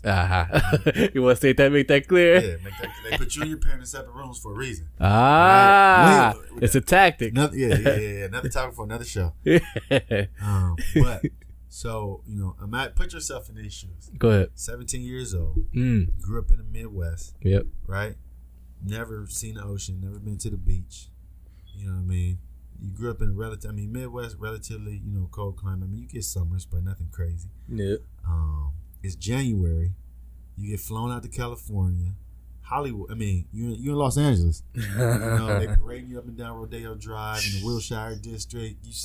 You in Westwood, California, which is an extremely nice, affluent area. You're getting exposed to something you've never seen before. You're like, what the? Except for on the movies. Right. They take you out to eat at a restaurant on the beach. It's January, mind you. January. You see the waves washing up on the beach and all this stuff. You eating, you chilling. Yeah. It's 75 degrees in January. I left St. Louis. It's snowing down. It's like 10 degrees. So I'm 17 years old. Very impressionable young man. All right. They walk you through campus. You seen all these girls and stuff. They took us into UCLA, the men's basketball gym. We walk into the gym. I see Master P in there hooping with some kids. Just chilling, just hooping like it ain't nothing. Master P is out there. Right there, walking. Master P, no living soul, right there. He right there. What? Exactly. What? Like, as your mind, are you like, bro, what the fuck? I'm like, this is crazy. This is where I want to go. I'm going here. Son, I literally called my mom, like, yo, Mom, I ain't say yo because my mom would slap me if I said yo to her. Yeah, right. I said, Mom, I'm gonna come in here. This is where I want to go to college. First visit. First visit. This is like within like 3 hours of being there. She says, ready to sign. she proceeds to tell me, no, you're not. You're never going out there because I'll never see you again. And she hung up the phone. Damn. That's all I got. Did it your shit. Yeah. So she called my dad and they had this long drawn out conversation. Long story short, I wanted to go to UCLA. My mom wouldn't let me go. She's been a huge Notre Dame fan her entire life. Mm-hmm. Right? I had an offer from Notre Dame. Really? Out of pure spite of my mother not allowing me to commit to UCLA and her wanting me to go to Notre Dame. I said, I'm not going to Notre Dame. I committed to Ohio State. What? That's crazy, yo. What the fuck? That's it. That was it. I mean, that was so, it was what either, a way to either, commit to a college. It was either UCLA. Out of spite. I had my final five. What? I can't remember. Yeah, my final five was Yeah, UCLA, you're nuts. Notre Dame, Ohio State, University of Missouri, and Vanderbilt. Like I didn't even really want to go to Vanderbilt, but my parents loved it because it's a great academic school. So that was my top 5 schools. Yo, you're nuts for that. So, I want to go to UCLA. Like they was head above everyone else. And she's like, no, you're not going. I'll never see you again. Which, in hindsight, she's probably right. Y'all move out to LA. She not love cities. I need people. I'm going. So I'm never coming back. Yeah, forget it. Straight Cali. Yo. Straight Cali. But yeah, man. She want me to go to Notre Dame out of spite. Like, yo, I'm not going there. I'm going to Ohio State. Well, if I can't go there, I'll go here then. Exactly. Simple as that. So you end up at Ohio State. Yeah, man. I'm a Buckeye. Buckeye for life. Now, did you have an official visit with the Buckeyes before? I did. Oh, so you did get to see. I did. Okay. It was actually 2 weeks before I went to Cali. So I came here in December or first week of January, something like that. It was cold as hell. It was snow on the ground. It was freezing. I'm not feeling terrible this. weather. All right. Awful. Awful. Everybody was cool, but it was just like, all right. Yeah, like, it's cool. Nah, it's cool. Yeah, Off to LA. Yeah, man. Like, it's cool. You know what I'm saying? Like it's winter time, so ain't really no girls out in the winter time. You know what I'm saying? I saw you ain't get to really see much. This facility. I saw absolutely nothing that attracted me to come here. Wow. Okay. So let's fast forward. So you end up at Ohio State. Yep. Take us into for common folk like us that don't get to see the inside of the workings of Ohio State football. Mm-hmm. Now, at the time you were there, what we got? Jim Tressel, coach. Yep, Jim Tressel era. How is he as a coach? What is Jim Tressel like? Coach Tress. Y'all call him Coach Tress. Yeah, Coach Tress, or JT, or president. The president. Yeah, it's just in any of those 3 ways. What is he like? Is he really that mastermind type of coach? He is. Coach Tress is probably top 3 most passive aggressive people you ever met. Is that right? Top 3 most passive aggressive people in your life. Really? Coach Tress is the type of person that, and he is extremely personable. He's got something in him. I don't know how he does this, but he knows every single player's first and last name, every single player's parents' first and last name, all your siblings. And he remembers it. And this is like from decades back. Every single team he's coached, he remembers it all. Really? You know what I mean? So wow. He has an uncanny ability to, like, say, for example, I missed a play or I did something, or I messed up and did something I wasn't supposed to be doing. Yeah. Nick, I mean, what would Rosalind think? That's my mom's name. Yeah, what would Rosalind think? What? Yo, son, like, yo. First of all, yo, don't call my mom by her first name. You don't know my mom like that. Like, yo, and then it's just like, dang, like, you right, like, man, I messed up. So you can't even get like, yeah, he's like, dang, like, man, I let him down. Like, you right, coach, I got you, man. My bad, I messed up. But, he's just, that's his demeanor. Wow. Super passive aggressive. But to me, he's the ultimate leader. You know what I mean? Like, you can say what you want to say about him as a football coach. Yeah. But he's the ultimate leader. Yeah. Period. Like, he has mastered the art of getting a lot of people to follow him. You know what I mean? Like, getting a lot of people to buy into whatever it is he's trying to do. And realize that, hey, he can lead us to the right direction. Yeah. You know what I mean? Like, he's mastered. So it was easy to follow him. Absolutely. Wow. Absolutely, man. What was like a typical practice day like? So a typical practice day. What time were you up? 6 a.m.? Yeah. No. Not 5 at a.m.? 6 a.m. You have to be on the field by 6 a.m. God damn. Literally, you have to be on the field probably 5:59. Because if you're on the field at 6, you're late. So you getting up at 5 a.m. Eating. Oh damn! All this time we're not even telling what position that you play. Oh, you cool, man. Sorry. All right. I was a defensive back, Ohio State University, number 23, played from 2004 to 2009. There we go. Okay. Simply, all right, broke that down. But They're like, well, what did he play? typical day, you wake. We're usually up sometime around 5 a.m. depending on how far you live away from the facility. Mhm. And you get in there, get dressed, get on the field. We're doing some type of workout in the morning. Are we full pads or just? No, not yet. Okay. This is just in the morning time. So we got workouts. Okay. We got workouts. You also got some type of conditioning going on. So you Okay. usually finish that around 8 or 8:30. Mm. All right, you finish with that, and then we go to something called training table. Training All right, table. all training table is basically like a huge buffet specifically for athletes. Really? So Yeah. you just stuff in your fucking face. Yo, everything. Son, yo, What was your favorite to go to? man? Chicken fingers? It had, whatever you want, they had it. Literally everything. You got a waffle station here. You got an omelet station. Oh, you like fruit? Yo, we got a whole fruit station. Oh, you like bacon? Son, you can get Yeah. bacon 10 different ways right here. Yo. And then we got ice cream and cookies over here. The fuck? Oh, yo, homie over here got the T-bone steaks, the sirloin steaks, whatever kind of steak you Damn. want. We got shrimp, lobster, and crab legs over here. Gourmet burgers. Yo, literally, we just got a burger section if you just want burgers and fries, and like unlimited Gatorade everywhere. Damn. I never seen nothing like this in my life. Why is so much available to me? Man, it's crazy. Like, Wow. it's crazy. That's nuts. People wonder, like, oh man, like how these guys go to college and then just like that, you like rocked up 30 pounds. Yeah. Like, yo, you ain't got no choice. If you show up, all you gotta do is show up. They know what I just mean? show up. So we walk out the field, shower, change, go eat, go to training table, then you go to class. Mm. All right, so that's a whole nother conversation. We're gonna talk about We're it. talking about education when you're a student athlete. That's right. So your classes would be structured sometime from 9 a.m. You'd have to be done before 2 p.m. Have to. Because we're headed back to practice. Meetings would start, and Tressel was a master at this, and now I get it. But we would never have a meeting that started at 3 p.m. Like it'd be 2:56, 2:57, 2:53, something like that. These odd times. Odd times, never 3 on the dot. You know what I mean? Now, Mm. at that time, we thinking like, yo, like, this is weird. Like, who the hell? Why not just flat 3 o'clock? Yeah. You know what I mean? But he's training us, it's muscle memory to be early. Mm. He was always tell us, you early, you're on time. If you're on time, you're late. Mm. So instead of a 3 p.m. meeting, the meeting starts at 2:56.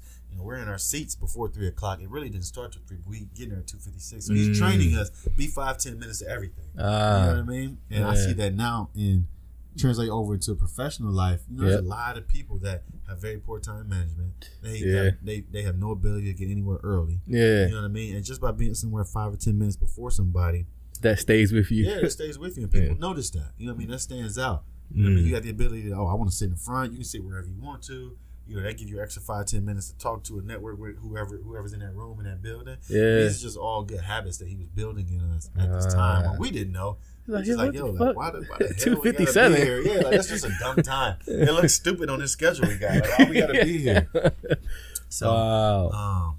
but everything was very, very structured to the second. Like we had these little pamphlets that was like our schedule with times of every single thing we had to do and be at for that day. Damn. You know what I mean? So he was already training us to always be on schedule, always be looking, okay, it's this time.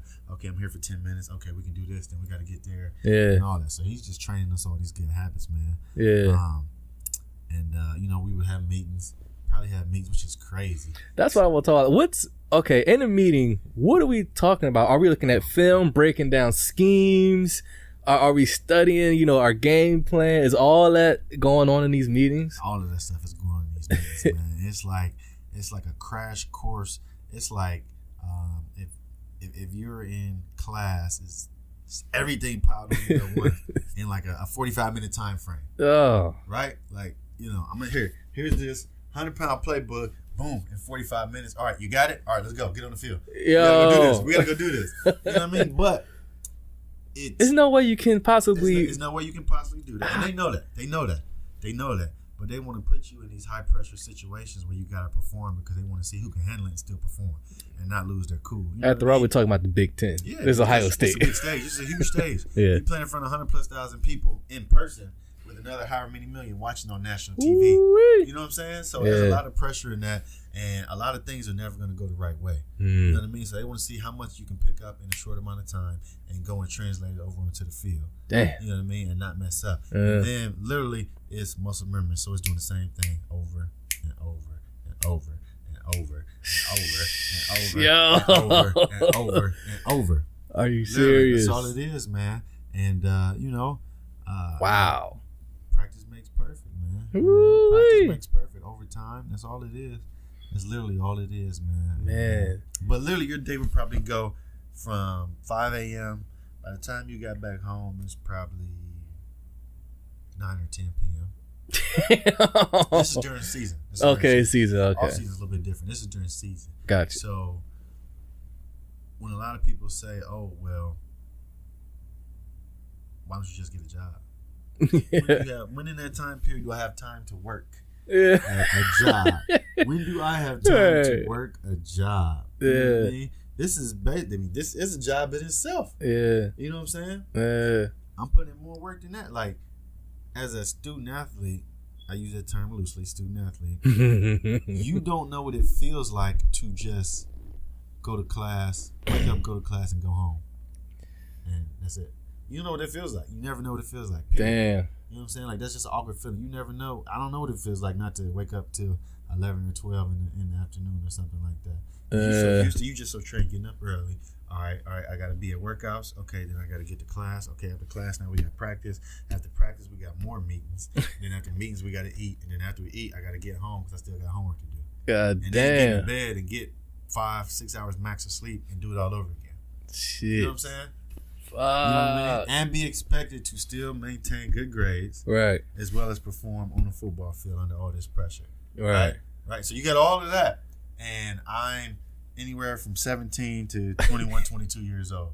You know what I'm saying? Yeah. Where on the outside, the rest of the world is looking at a 17 to 22 year old as, oh, he's just young and stupid. He can do whatever. But they hold these student athletes to on a whole nother set of rules, set of expectations. Like, you ain't home no more. Yeah, I'm still a 17 to 22 year old kid. Yeah. You know what I'm saying? Damn. Right? Obviously, yes, I've been blessed with this ability to be an athlete, and I have this incredible opportunity to go to college for free. Yeah. We're gonna talk about that. But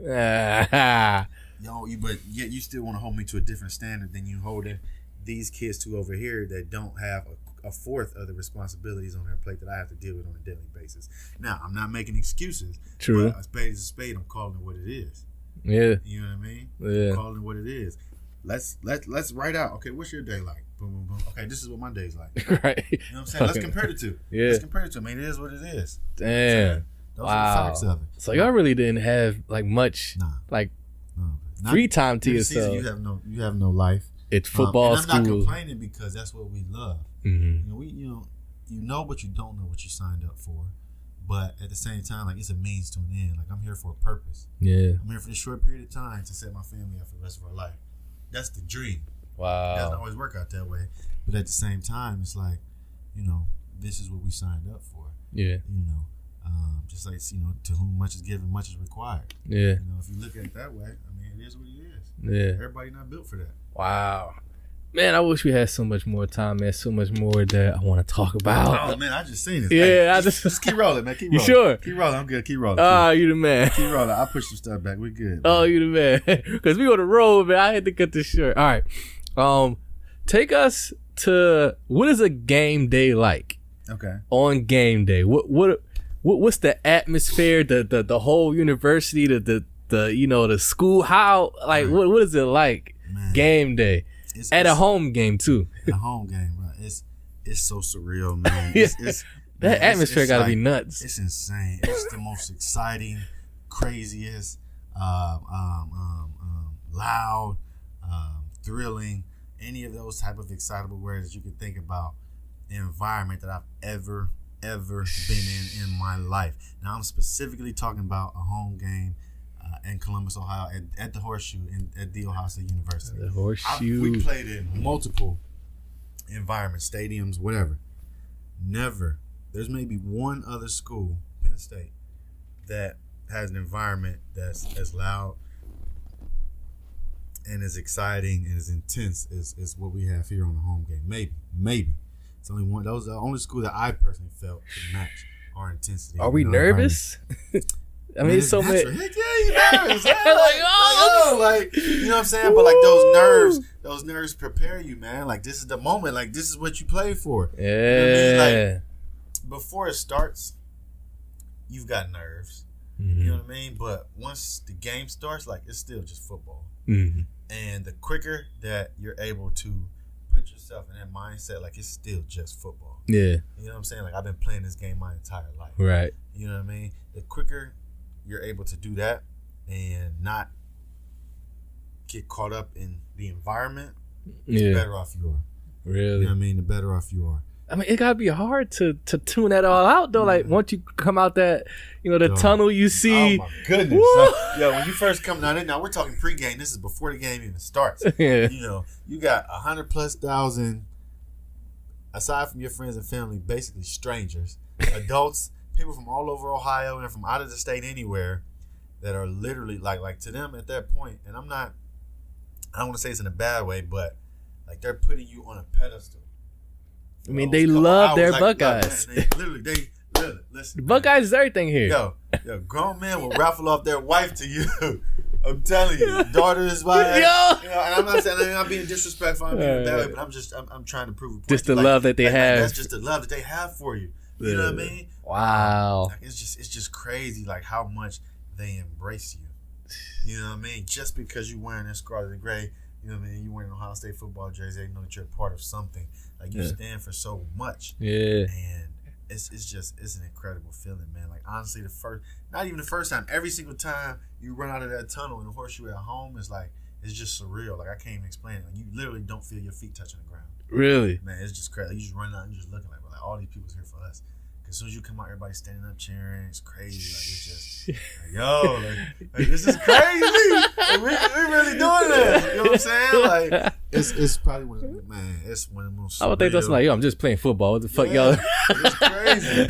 You know what I'm saying? Like it's an insane environment, man. It's hard to explain. It's like take the best feeling or the biggest, most exciting, intense environment you've ever been in and multiply that by infinity. Did you have any always are interested in like players that have like little rituals that they do before a game starts, like in the locker room, like they do something crazy, like they light a candle or wear mismatched socks, or they gotta listen to a certain song, or wear certain I don't know, man. You know what, it's everybody does that ritual. Everybody does that because athletes are extremely superstitious. Extremely the lucky necklace or something. So everybody had their little things that they did. They've been doing it their whole life, or they've been doing it since school. Everybody had their own different thing. One of my things, obviously, I had a necklace that I never took off. It was a cross my parents gave me when I got baptized when I was 10. So I always had that on. But I'm huge on visualization. Like ever since I started playing, I was a kid. My dad used to always tell me before the game or the night before the game, we always talk about what you gonna do tomorrow. He would tell me when I'm sleeping, when you get in bed tonight, see yourself doing those things. You know what I'm saying? So visualization is extremely powerful. I never knew how powerful the subconscious mind was at that time, obviously. But I would always, before the game, I would have to go out there on the field and just kind of run around, just look around in the stands. You know what I'm saying? Hear the crowd, whether it's in the away game, talking trash, whatever. Get in that environment, visualize myself out here making plays in this environment. So my whole reason for going out there is, okay, now I know what it looks like. I can go back in the locker room and now put my headphones on and just visualize myself doing different things. So that was my thing. All right. But you had a lot of stuff, man. Guys doing all types of shit. Guys partake in a lot of different activities. I think I got an idea what this is. Guys partake in a lot of different activities prior to the game. Yes. And obviously not all of these things were at the venue, at the stadium. It could have been at of course. Whatever. Because you never just want to be flat out that disrespectful of what you represent. Yeah. But at the same time, some things are going on behind the scenes. We're just keeping it real. That's man. true. It is what it is. You got grown men and women that wake up in the morning and they can't go to work without having a drink or have a shot. They can't function. They're functioning alcoholics. You know what I mean? Mm-hmm. It's more common than we think it is. Yes, it's a lot more common than you think. We're talking about marijuana. Yeah. He said it, not me. For those who haven't picked up yet, it's legalized. Hey, I ain't got nothing to lose. Fuck it. I'm just a podcast host. I'm just being honest, man. You know, and it's around. It's a lot more common than you think. Now, do they do the testing for the collegiate level? You know, I don't know what they do now because I think testing has changed. They test for different things now.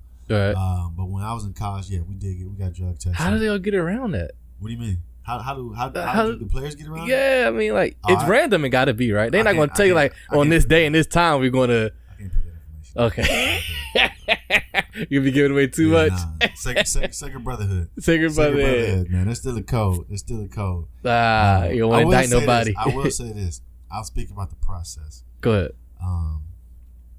Some of the drug tests, or you know about ahead of time.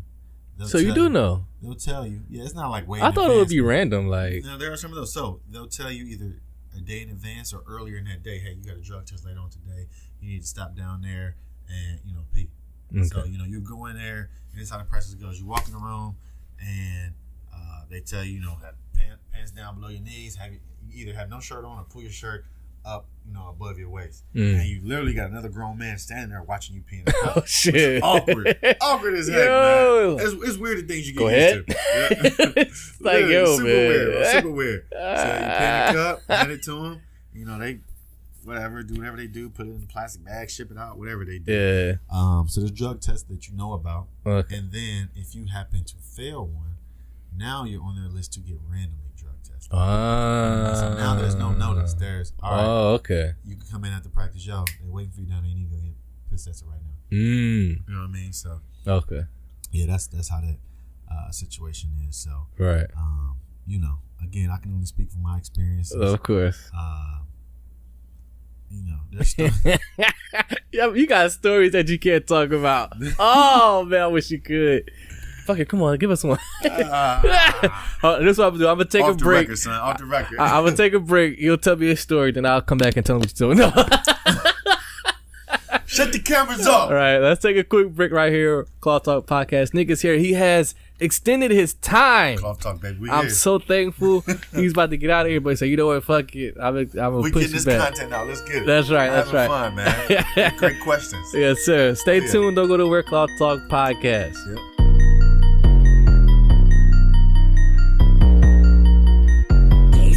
Pull up in a whip, ay, on your bitch, ay, fucked up for a fit, ay, on your bitch, ay, trip like a lick, ay, on your bitch, ay, fucked up on a strap, ay, on your bitch, watch me on your bitch, watch me on your bitch, watch me on your bitch,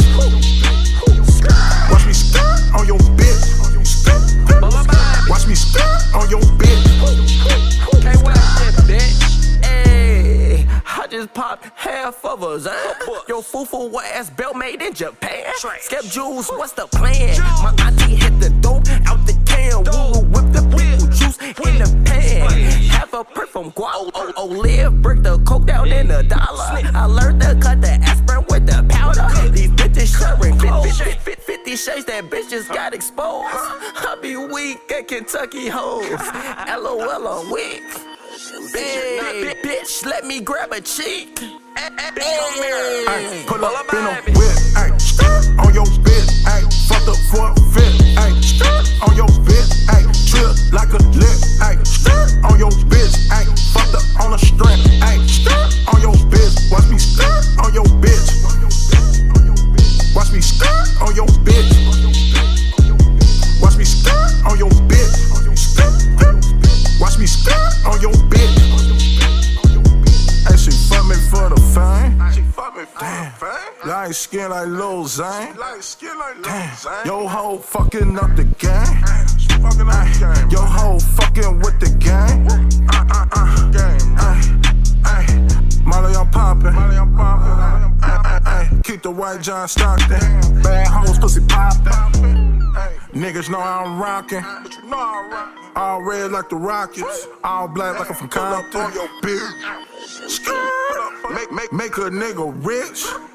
Ay, pull up in a whip. Ay, on your bitch. Ay, fucked up for a fit. Ay, on your bitch. Ay, trip like a lick. Ay, on your bitch. Ay, fucked up on a string. Ay, on your bitch. Watch me on your bitch.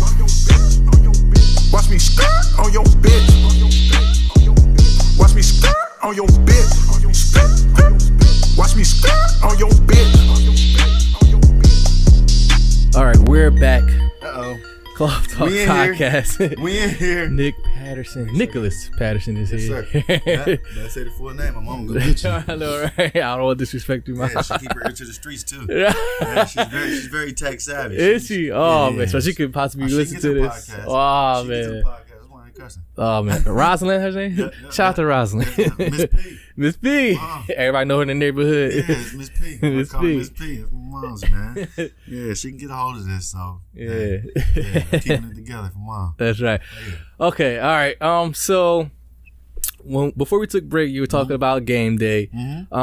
So take us on to now the field, like actual gameplay live wise happening. Is it really like, because when we're watching it like in the stands or on TV, how fast is it moving? Oh man, Is it like a play happens and is like, how fast are we getting physical? Shit is happening. it's like a blur, man. It's the best comparison that I can make is I mean, it's similar to, say, if you're standing on the sidewalk and cars are passing you by in traffic. It's like that. Yeah, I mean, it's just like you see blurs of them going by, and you can like feel the breeze when they come by you. You know what I mean? Like that's how it feels with stuff happening. You know what I mean? Because you're on the field, and say if you're not in the game, you're on the sideline, and I mean, people just flying every which way. Like cats getting smacked, getting like it's war. It's a It's battle. literally war. You know what I mean? I don't want to say real war, no disrespect to actual people in the military, but Yeah. it's battle like that. Like it's real. Like you see cats getting tossed over this way. Like all you hear is clinking, clanging, helmet smacking, like pads popping, like people getting hurt. Like man, it's real. Like it's brutal out there, and it happens fast. Like you know, God damn. man, How does your body feel after a game? you know what? Right afterwards, you don't feel it. It's like maybe like an hour or two later, all that sore just set in. Like, Yeah. you Like, just, whoo. man, yeah, like you just feel like you just stood there. Somebody just beat you up with your tag, like, blah, blah, blah, blah, blah. Hitting on your shoulders, on your back, on your legs, everything. Like it's just brutal, man. And then, the day after, man, like, you stiff as can be. You get in the shower. Yeah, you can't even move, man. Like everything just hurts.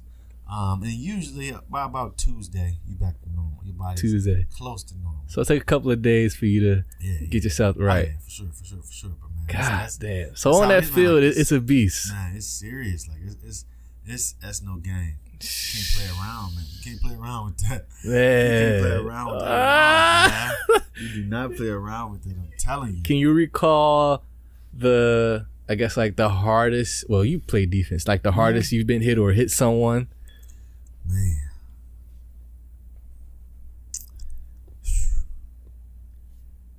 Well, I got concussed in college, so that's probably why I can't really remember. But that was of course one of the hardest hits that I had ever experienced in a game. We were playing Michigan. We were playing a rivalry. Oh, our God. rival school, that team up north. Of course. And it was there. It's in November. Cold as all get out. And running, and you know what? I'll tell you, running down and kickoff return is one of the most dangerous collisions you will Everyone's ever see. just full speed, just full speed, no regard for your body. I am running as fast as I humanly can into a brick wall. pretty much. And either you gonna win or I'm gonna win, and I ain't trying to lose. Bro, I have seen so many people get knocked senseless on kickoff. And hey, if you want it, it's bound. It's just a matter of time. You're gonna get got. It's gonna happen. It's gonna happen. You can't avoid it. You can't avoid it. It's gonna happen. You're gonna get got. So, I mean, your best bet is, man, just get down So there. that's when you got concussed? During the kickoff? Just get down there as fast as you can, man, and brace yourself. Get down there as fast as you can, And you rather be the hammer than the nail. That's all I gotta say. You rather be the hammer than the nail, man. So it was always on kickoff, man. That's where you see some of the hardest, most brutal hits I've seen, man. Like face masks get broken, bent in, like stuff that's supposed to be indestructible got flat out destroyed. Damn. You know what I mean? So it's definitely kickoff for sure, easily. God. Easily. Good God, man. Yeah, man. It's a brutal sport, man. It's battle. Like that's real. Who was like the toughest? I want to say team, but like toughest player you probably ever had to cover, like matchup. Like you knew this game was coming. Like it's always him we got to worry about. That one player, it's him. Right. Like who would that be? Honestly, man, and you might hear this from a lot of guys that play my position at Ohio State. Defensive back. Defensive back. Being in practice, like going against the receivers that we went against, was probably Your own teammates. Hands down. Tough. Prepared you for anything. They're that good. Prepared you for anything because, I played against guys from, like my freshman and sophomore year, we had a receiver by the name of Santonio Holmes, Super Bowl MVP. Of course. We all know this guy. Yeah, not real big, you know what I mean? Not real tall. What, he's like 5'11"? He's like 5, I don't even know. Not even 5'11"? 5'10". 5'10". Yeah, probably 5'10". 5'10", 200. No, heck no. He from Florida. Them boys don't carry no weight. You're lightweight. Yeah, probably 180, But I he would guess. quick as fuck. Man, quick as can be, can run like a deer. Great hands. All day long. Don't stop, don't slow down. Yeah. And incredible hands. Wasn't real big, wasn't real physically imposing, but Talented. extremely talented, had super strong hands, and he perfected his craft. So you're going up against guys like this at practice every day. At practice every day. Ugh. You know what I mean? And when you're in practice, going against this guy, like to me, like this is just this tone, this Santonio, this tone home. So not knowing to the rest of the world, he's a first round draft pick. He's one of the best receivers in college football, soon to be Super Bowl MVP. Mm-hmm. And then you got Ted Ginn Jr. Ted Ginn. A fucking cheetah. Right, the master kick returner. Excuse my language. A cheetah who he can wake up and fall out of bed and run a 4.340. Oh, God. You know what I mean? So you're going against a guy like that who already, like he's going to beat you deep. So you know what's going to happen. You should give a 10-yard head start. Just to even have a chance. Yeah. You know what I'm saying? He's a top 10 pick. Just going to get guy Anthony Gonzalez, who not a lot of people remember, but he was a first-round pick, playing for the Colts. He's kind of that mold of a Wes Welker, of a Danny Amendola. Shifty, stuff like that. Gets the ball as quick and as fast. Going people against like that, man. And it's just, they literally in practice were the toughest battles, the hardest people to cover. Man. But it prepared you for everything else. You know right. what I mean? Like, you going at it this hard, come game time, I'm ready to go against anybody. Because you knew in your head, like, I'm going against the best of the best right here at practice 4 times a week. Yeah. I'm ready for whatever they got on me. They got to throw at me on Saturday. Yeah. You know what I mean? Here's what I want to ask. As, like, on the defensive side of the ball, we spend a lot of time on football talk. It's all good, though. As on the defense side of the ball, like, in that particular position, defensive back, is it more... We're the best athletes on the field, hands down. My bad, go ahead. My bad. That's good. It's all good. Is it more coaching than it is instinctive, or is it more instinctive than you getting coached on how to play that position? I'll put it this way. Great coaching puts you in the right place, right? Okay. Great coaching will put you in the right place. Once you're in the right place, your instincts got to make the play. So on the field, you got it's all you pretty much. Yeah. I mean, great coaching obviously puts you in the right place because you have to have some sort of idea of what other people around you are doing because you've got to fit where you're supposed to fit in order for everything to work correctly. But once a person or the ball or anything like that comes your way, it's all instincts. You just gotta make a play then. Yeah. They always say just make a play. That you can't coach or teach. No, you can't coach it at all. Just make a play. If you can make the play, you can make the play. You know what I mean? Yeah. So being a defensive back, it's 100% reactive. Any defensive position is 100. So that's why I always say, man, like defensive players are the best athletes on the field because the person with the ball knows exactly what they're going to do. They know exactly what's about to happen. On you have no idea. You're reacting, and I'm trying to beat you. I'm trying to beat you or get to a position where you're going, where you know you're going before you get there. You know what I'm saying? Like, I'm trying to read your mind and then react faster than you're reacting when you already know what you're doing. So it's all reaction. You know what I mean? Like, that's a difficult...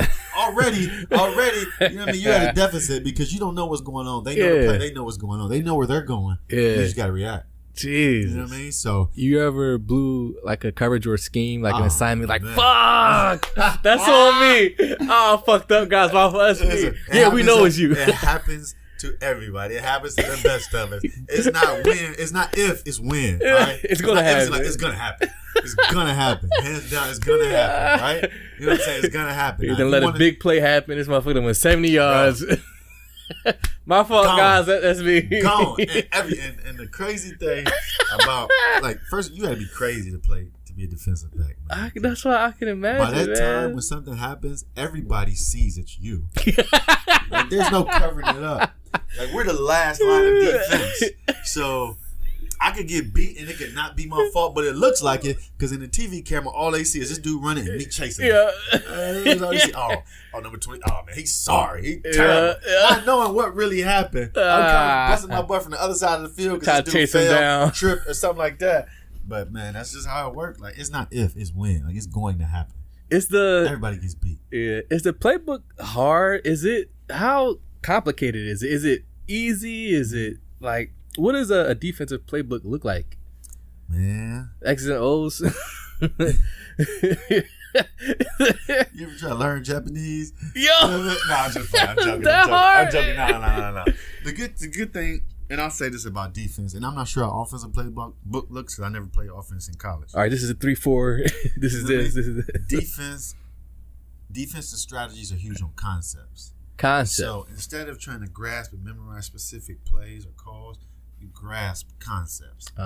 Certain plays are only going to go with certain defensive concepts. Mm-hmm. So when we're lined up in this defensive set, we're only going to run one of two calls. We're going to run one of two plays. As long as you master that concept, you know what's going to come out of it. Okay. So to me, man, like I said, defense, I think,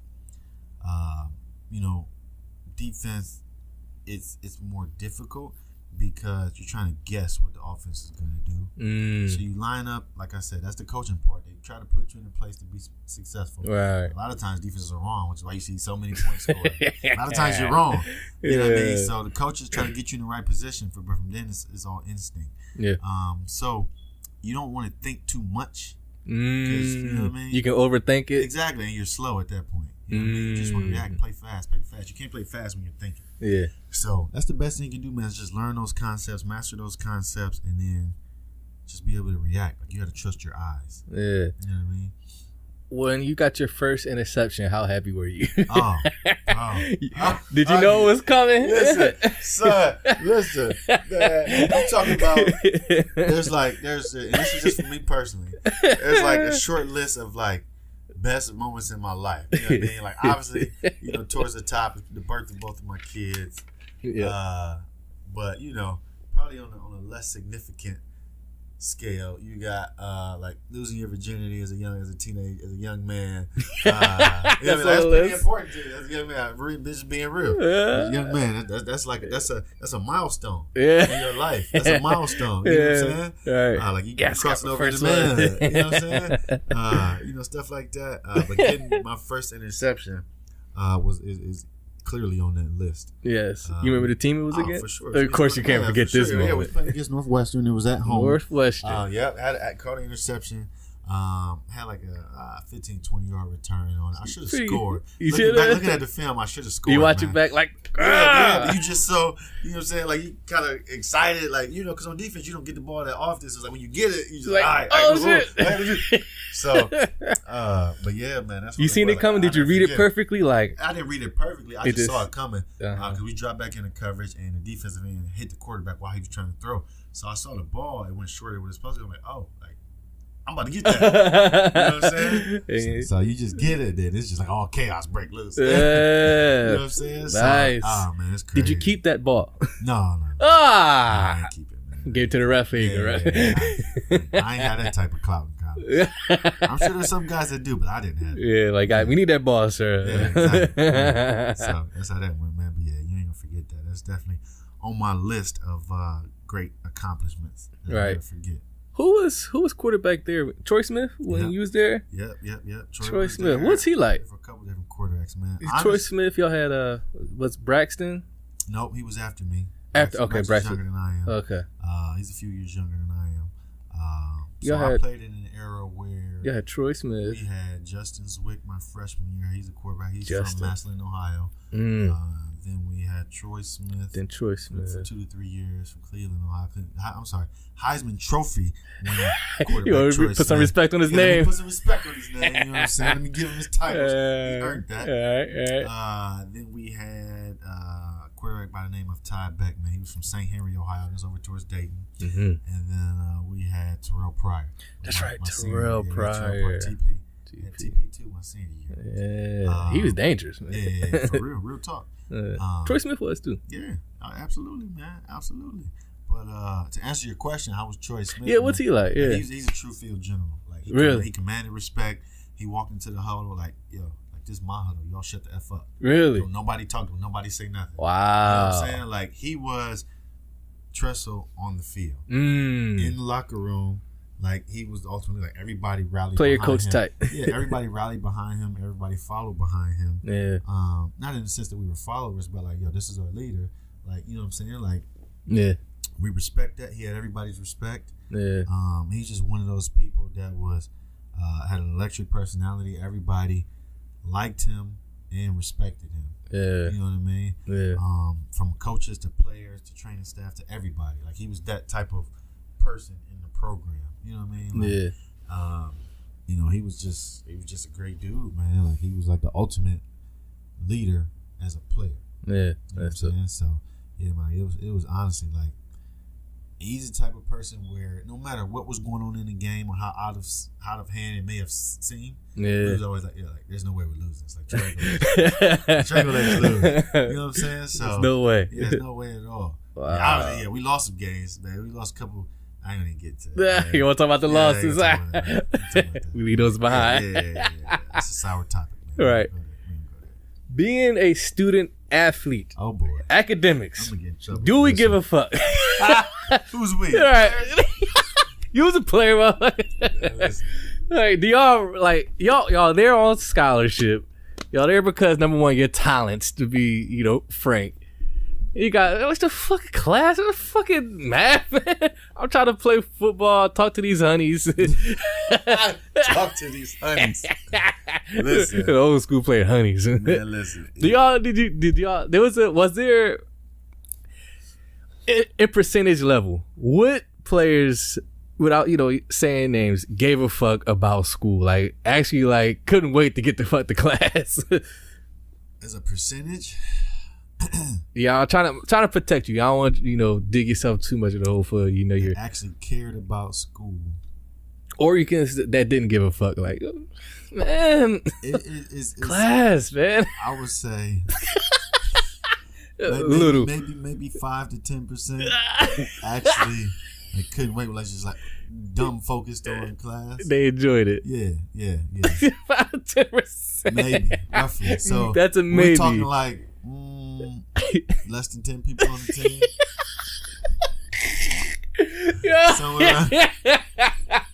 Yo, that's funny as shit. So being real, man, listen. But that's true. They used to have this.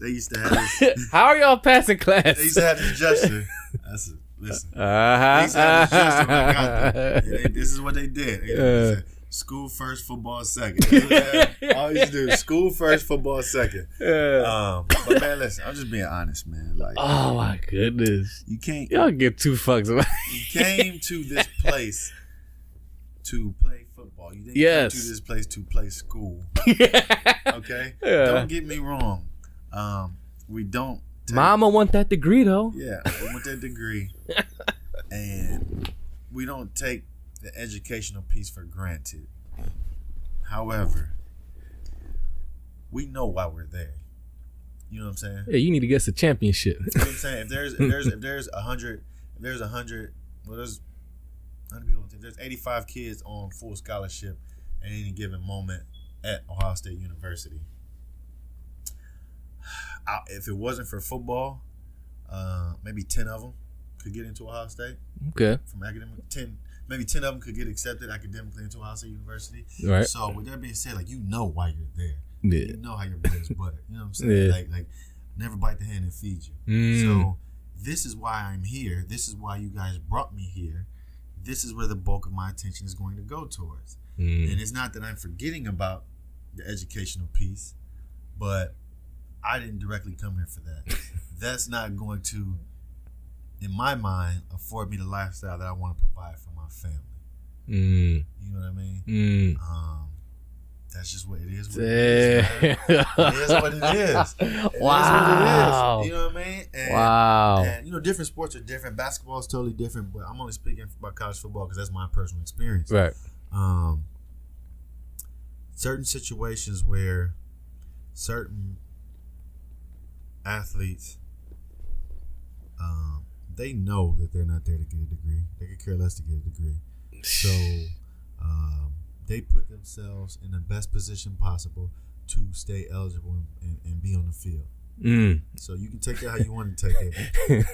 And they have help from academic counselors to keep themselves in the best position possible. Just to keep them stay afloat. on the football field. Hey, you call it what you want. Oh, just man. tell you how it is, man. We get into the dirty talk. Yeah, and again, I am not discrediting the power of having a collegiate education.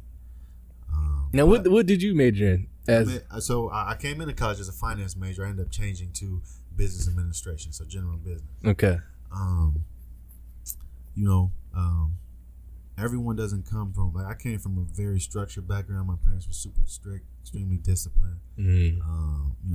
Education, school was always important growing up all the way until I got to college. So, I took it a little more serious than a lot of people did. And even myself, I didn't take it as serious as I should have. But I took it, that just says a lot. I took it a lot more serious. You put some effort in. Oh, yeah. I put effort in. I made sure I went to class and showed up and everything. Did you skip some classes sometimes? Like, I ain't feeling it today. I would never incriminate myself. Okay. Moving on. However, I put more into it just because I was raised that way. Okay. Whereas, I had teammates that didn't. They could give, two shits about going to class or anything. But that's just what it was. You know what I mean? Like, and even still, like, I knew why I was there. Yeah. I knew what I put most of my time, energy, and efforts into because in my mind, this is what's going to get me again to that lifestyle that I'm trying to provide for me and my family. Do you regret that now, looking back at it? No, not at all, because I still got my degree. Different things that I do wish that I had done differently. To me, and this is my perception. I think this is a whole other conversation. So I don't know how deep you want to go into this, but I think that I got nothing but time. There is a huge problem with our education system. On a collegiate level. On every level. From the time from elementary school, all the way up. What's the problem? What issue?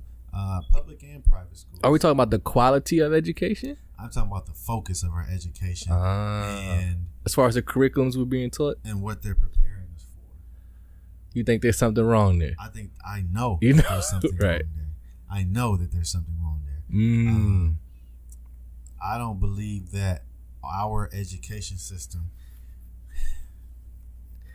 I don't believe that our education system is set up to put us into society and be successful at the things that you need to be successful at in society in order to be a well-functioning adult. And this goes into what my profession is now, which is in finance realm. Yep. We are taught nothing about how to handle money. We are taught nothing about taxes in school. We were taught nothing about investing. We were taught nothing about what debt is and how to stay out of it or how to avoid it. We're taught nothing about any of these things. We're taught nothing about how to properly manage money. You know what I mean? And when I say we're taught nothing, yeah, you may have a finance class here or there that'll touch on it. But, I mean, you go to art class every single day for an hour or something like that. Like, when is that ever? I mean, okay, if you're an artist, it's different, but you can practice it otherwise.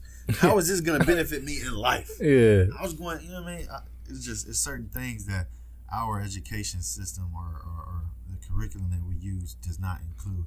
Now, Go ahead. these are my thoughts. Go ahead. I truly believe that these things are on purpose. Ah, So don't now, do this to him, Walk with me Nick. for a second. Just walk with me for a second. Walk with me for a second, okay? Okay. Oh man. All right, let's. Hey, Ah. little Jerome Romy in elementary school. Yeah. School usually got to school around what, 8 o'clock, Uh-huh. and you usually got out of school around what, 3? 3-ish, yeah. Sometime around that, Yeah, right? yeah. So, or 8 to 3, 7 to 3. That's a shift. That's A long day. That's 7 8 hours at your day. Most people usually work from what hours? About what, 9 to 5, 8 to 4, somewhere around there. Yep. 8 to 9 hours out of the day, right? Yes. Now, in school, what do you usually get during the middle of the day? During the middle? Yeah, Recess? or a lunch break. Or a Some type lunch, of break, right? yeah. How long does that break usually last? Like a half hour? Or a half hour, right? Yeah. So, in the work world, what do we usually get sometime around 11, 12, or 1 o'clock in the day? Half. You get a lunch break. Yeah. It's usually about a half hour, Half hour. right? Yep. So, you're already trained and ingrained to, it's almost like they're creating robots. Mm. You know what I mean? Like from the time that we're in school, you get that 30-minute lunch break in elementary school. Okay, we're being trained. I believe, these are my beliefs. Yeah. We're being trained to be employees. We're being trained to be told what to do. Mm. You know, to just fall right in line. This is what you're supposed to do. Starting Exactly all the what way you're supposed to from do. Yep, starting all the way from school. a kid. This has been Yeah. ingrained, and this is all we know how to do. This is what we're used to our entire Wow. lives. By the time that we finish school, what are we thinking about as soon as you finish school? We're not thinking, and this is, I'm saying this on a bigger scale. So this is not, I'm saying majority of us come out of school thinking, I need to get a job. Not how can I create a job or how can I go into business for myself. Most of us are thinking, how can I get a job and go and work for somebody else? Mm-hmm. That's what we're told to do. This is true. That's what we're told to do. Yeah. You know I what thought mean? like that. Like, God damn, I need to find a job. Did you know that over 1/3 of the government's income comes from student loans? The fuck? Over a third of their operating income that they have Yeah. comes from student loans. Yo, that's a lot. So think about this. If a third of the money that they have coming in, What? the third of the money that they have to operate to do whatever they need to do comes from this source, Mm-hmm. would you ever teach people how not to get into student loan debt? No. I want you to stay. I want you to get into as much of it as possible. As much of it as possible. We got trillions of dollars in student loan debt. Is it going to continue You know that what I'm way? saying? Yeah, like Wow. why would they ever? Or what incentive do they have for us not to be in it? Mm. You know what I'm saying? Mm-hmm. Damn. This is just what I think. Do you This is just what I think personally think. Why would they teach you in school on how not to get into debt? They don't teach you that. Yeah. They don't teach you that. When you get, as soon as you turn 18, what's the first thing you get in the mail? A credit card application. Oh yeah, a bunch Credit of card applications. They don't tell you how not to get in credit card debt. Yeah. What do they want you to do? They want you to pay the minimum balance each month, so they keep you in debt longer. Yeah. That compound interest. Or they try to tell you why it's important that you need that. You need to get a credit card. You need to get this. Oh, I do? Okay, I need to build my credit. Before What? you know you're in the hole. What wealthy, and don't get me wrong, and this is, again, these are my personal beliefs. Uh-huh. Okay? I'm not saying it's important. However, and this is a big problem in our culture. Yeah. We have the wrong focus on credit. Everybody thinks, oh, my credit score this, my credit score that, my credit score this. All the credit score is how well you're able to pay off debt. That's All it. is. How well you're able to pay off debt.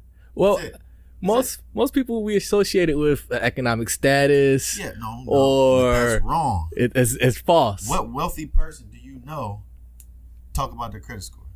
You ever heard Bill Gates talk about his credit I score? never hear him brag. Bill Gates don't give a darn about credit at all, because he got cash. All right. He got it already there. Cash is king, Cash is king. not credit. Do you think that the Gateses, the Buffetts, the Oprah Winfreys, the Magic Johnsons of the world, Mark Zuckerberg. Zuckerbergs of the world, you think they care about their credit score? Probably not. Not at all. Not at all. Mm. All right. Now, I don't want to get too philosophical on you, but I'm going to tell you this. No, I like where this is going. I'm going to tell you this. All right. Go ahead. The Bible. Good. The Bible. All right, good book. The borrower is slave to the lender. This is in the Bible. In the Bible, the borrower is slave to the lender. Okay? It says that in the Bible. These are, you know. And, I'm just saying. Uh-huh. I'm just saying. You know. Jesus. It is what it is, man. Again, this is my these are my personal views. And this is how I feel personally. And you believe this is all by design? I believe it's all by design. All by design. Yep. It's a system. Are we as black folk a target of that? Absolutely. We're targeted. Absolutely. We're the number one consumer in the That's world. so weird. We're the largest broke consumer. as hell, but we buy every fucking thing. How? How? How? You know, my man can't pay his rent, but he got on the freshest J's. We have mastered. This is one thing I can't nobody. You don't pay your light bill. We have mastered. We have mastered the art of making the most out of very little. Yo, we have mastered the art of taking something very little and turning it into a lot. Ain't got shit, but got a lot of stuff. I don't know how that works. You explain that to me, man. We have mastered that. Damn. But we're the largest consumers as a race, as a people.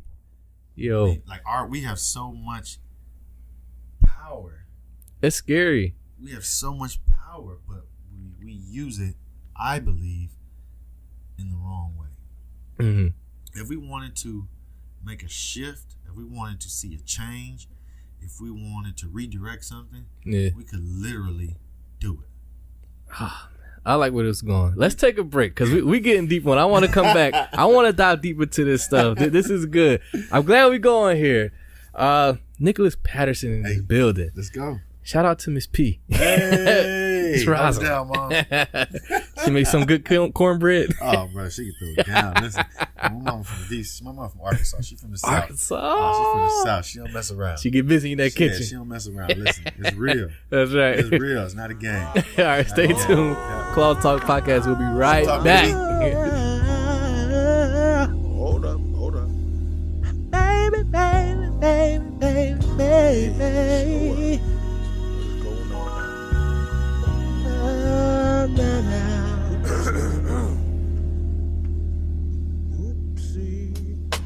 What you gonna do when they come for you? Hunger pains.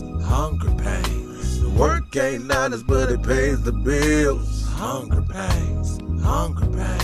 What you gonna do when they come for you? Hunger pains.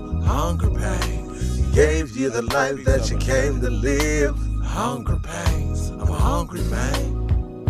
Do I really feel this hungry?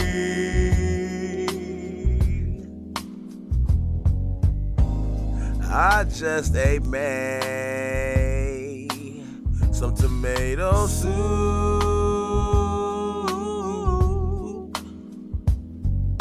I had a nice grilled cheese right on the side,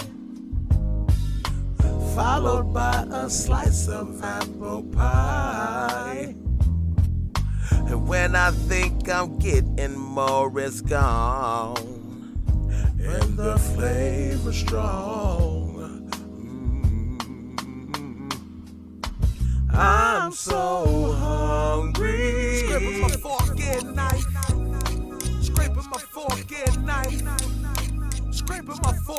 knife.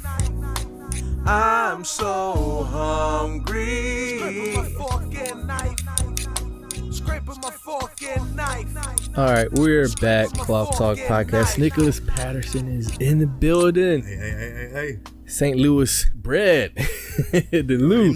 You a Nelly fan? Oh, come on, man. Put my city on, man. Put my city on. Well, without him, we wouldn't know, huh? You know what I'm saying? Put the city on. That's what he does, man. He's always going to be held up here. You know, as one of the greats to come out, man. All right. Is he loved in the city? Do they like? He's loved in the city. That's good. You know, except for by those that are just haters. You know, they just gonna hate. That's what they do, man. Right. That's what they do. But he's definitely loved in the city. Okay.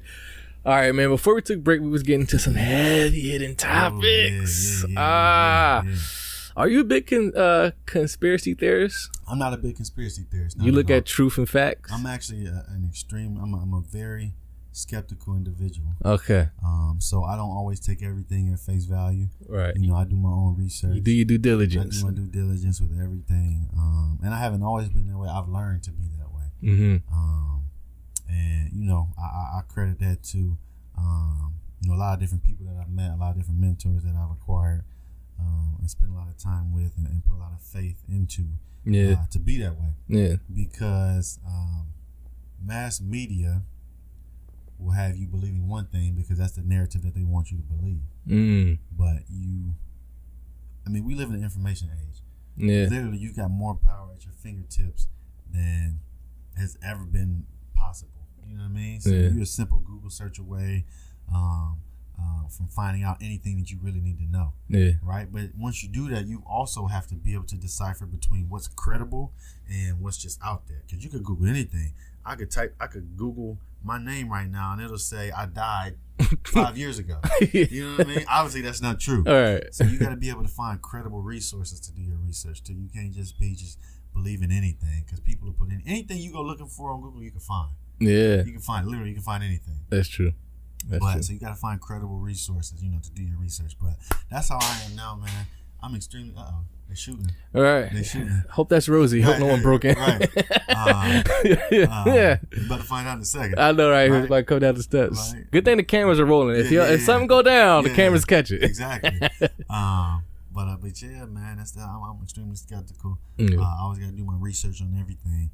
And that's just the way I am, man. I'm not big on conspiracy. I know a lot of conspiracy theories. Yeah. They're fun people to keep around, man. You learn some stuff. Like, say, man, I'm telling you, this is why. Oh, man. You got to follow this, man. I'm telling you, man. Like, I ain't going to say his name, but I got a homeboy. And as soon as you say this, he going to know that you talk about him. Mind you, I'm just letting everybody know, I do not believe this. Okay. I think that this is one of the greatest human beings ever in our culture. This is one of the most beautiful women ever. I love everything she stands for, everything that she portrays. My homeboy puts his life on the fact that Michelle Obama is a man. He will. His life. Man, he will take it to his. He will argue you down. He believes she's a man. Michelle Obama is a man. That's just nonsense. Thank you. All right. So now, all right.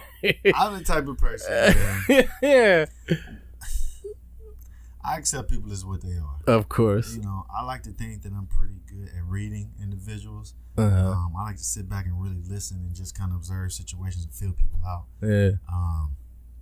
So if you like to talk, I'm gonna let you talk. Like, if this is what you like, I'm gonna let you like. That's what I'm gonna let you do. You're not gonna stop you. You know what I'm saying? I'm not gonna stop you at all. Yeah. You know, people tell you everything you want to know if you just shut up and listen. So you know, that's his narrative. So I just sit back and listen. I just let him go.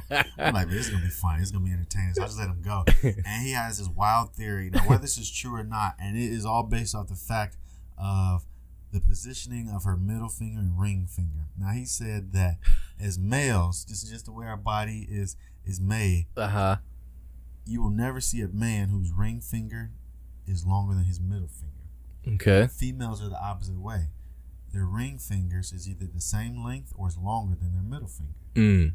And I guess he found some picture somewhere where Michelle Obama's middle finger is longer than her ring finger. So that's all the proof he needed that she's a man. It's a man. He says Michael Obama. That's what he's called. I call him Michael Obama. Bro, come on, man. Disrespectful, man. So disrespectful. Now, oh, man. You know, you can take that around with it, do with you as you please. You can go around checking women's hands. Check your wife's hands when she get home. See, is her ring finger longer than her middle finger? Are they the same length? You know, what's the relationship there? Apparently, look at yours. Like, are all men, he says, all men, just the way we're created, our middle finger is longer than our ring finger. Now, my middle finger is longer than my ring finger. Yeah. You know, whether this is true or not, I still don't believe she's a man. Me neither. But I think this is hilarious. I think it's funny. That's hysterical. Oh, it's hysterical. Exactly. Nonsense. So, you know, he's a true conspiracy theorist because he's got a conspiracy. He's got a theory about everything. Yeah. Literally. That's funny. This dude could come on here and talk for hours and tell you, like, yo, man, you gotta go on YouTube. You gotta go on YouTube and look this video up, man. You gotta see this. Hey, he a good dude. He's a solid dude, but man, he's into that stuff. Oh, that's interesting. Oh, man. No, I don't want to spend too much time on him because I ain't got that much time left with you. Blame you. We gotta keep it pushing. Yeah, because we're getting limited on time. For sure. I guess, man. Shoot, let's finish up with who we're getting into a little bit earlier as far as like finances. Absolutely. You know, us black folk having the largest buying power there is, but we're the poorest. Yeah. That's also by design. Oh man, That's also by design. Us being the poorest. Mm-hmm. Yeah, It's also by design. do you think there will ever be a time where it'll not say click or that we can flip that and become, because I think if we as black people, if we just wake the fuck up, stop all this bullshit, we can like create a utopia for ourselves. Man, listen, I'm telling you, this is how. And did you ever see the movie Black Panther?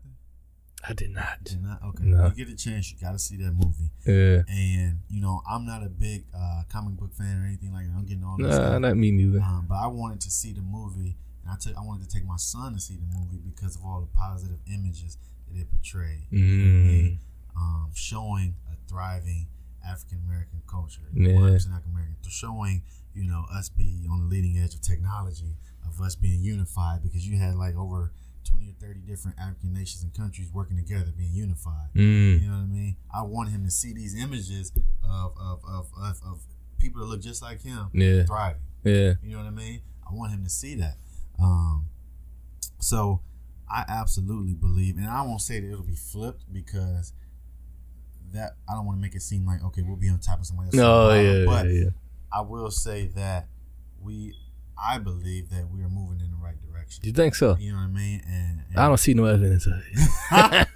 It's hard, man. Here's why I say that. Go ahead. I don't see a lot of black people supporting other black people when they're trying. It's almost they laugh at another black person or woman trying to establish something or a business or come up or start a company or a little small. It's laughable to them. Like, you trying to start your, come on, man. That's true. Like, yo, why the fuck you laughing? How about you help? Like, aren't we supposed to be running this race together? I mean, we've been divided for so long, but you want to laugh or make posts or do whatever. I just don't see that there's I guess like a brotherhood or a camaraderie with each other. Not saying all. You're right. There is black people that support the other black businesses and stuff and buy black and all those type of things, but I think there's a large majority that it's laughable to them. It's like, come on, man, you really gonna try to start your own business? You ain't gonna be successful. You're not like Nike or you're not. And that's why I don't discredit Kanye West, even though he sounds fucking crazy when he be saying shit. But I get what he's trying to do. I get it. Your thoughts on that? Black supporting blacks. I was about to say So I ain't gonna even touch Kanye, man. This is another podcast. We can talk about Kanye for days. Talk for days, man. But just as an example, I 100% agree with you. We as a whole, and I'm not saying all of us, but we as a whole, don't support us and our entrepreneurial efforts. Not enough. As a whole, that's what I'm saying. As a whole, and there's several examples of that. And I don't know if it's in our nature. I think that part of it is we're extremely competitive. I think a lot of it is conditioning. We've been separated, divided, pitted against each other for so long that it's kind of naturally ingrained in. This is almost like a natural response or a natural first thought to see somebody doing something like, man, forget that nigga. Man, forget him. But why? That's him, man. I ain't give you none of my money. I don't trust you. You know what I mean? So, and we almost, it's just been ingrained in us. We've been conditioned. We almost start to believe, or we do believe, everything that they want us to believe. You know what I mean? So now now you chipping away at decades and centuries of that bad conditioning. of being fed this narrative all day long, seeing it on TV, seeing it on billboards, seeing it on social media, hearing it in school. Yeah. You know what I mean? That when you see someone looking just like me and you, trying to go against that, or trying to better themselves, or trying to improve their community, to try to do something. Yeah. All of a sudden now you get these negative vibes, this negative energy. This you get a lot of opposition to that. Yeah. You know, a lot of people are like, Yeah. what you trying to do, man? You can't do that. Yeah. Whereas if you look on the other side, they, for the most part, work well together and support each other. For sure. You know what I mean? Oh yeah, you know, I got a buddy. Hey, I got a buddy, Brad, who's got this type of business. You should go to him. Oh yeah, I got a buddy that does this. I mean, I have a lot of friends, all different races, all different colors and creeds. A lot of Caucasian white friends that I have, they'll be quick to refer you to one of their buddies that's got his own this or does his own that. Oh yeah, man, I just take this right to him. He does that for me. Yeah. Simple as that. You know what I mean? So they keep that dollar circulating in their community. Yeah. Jewish community is well known for this. They will go out of their way to keep that dollar in the Jewish community. You know what I mean? We haven't figured that part out yet as a whole. Yeah. A lot of us have. Yeah. But I'm talking about mass numbers. We haven't figured out how to keep our dollars circulating in our community. Which eventually, since we got the most buying power, it's super simple. We keep our money in our community, and no knock against everybody else, but we want to thrive too. If we keep our dollar in our community, I mean, think about how powerful we could be. That's what I'm saying, man. And again, I'm not racist at all. I'm not. I don't speak to any type of hatred or any type of bigotry or any type of separation. Yeah. However, I want to see people. I'm strongly incentivized to see people that look like me do well. Of course. That's what I want to see. It's just natural. Yeah. You know what I mean? If you a tiger, you're going to look out for other tigers. Yeah. That's the way it is. That don't mean that you don't like lions or whoever else, but your priority number one, you looking out for other people. Yeah. That look like you. Yeah. And you'll get the people that say, oh, God created us all equal. Yes, he did. We're all one. Yes, we are. Absolutely. But right now, we're not being treated equally. We're not being treated as one. We're not being treated just like everyone else. Yeah. And I don't want to, it's a whole nother topic. I don't want to delve too deep in that whole all lives matter, blue lives matter, this type of stuff. Oh. Well, yes, all lives matter. But right now, black people is the one that's getting gunned down by cops. Not everybody. Yeah. You know what I'm saying?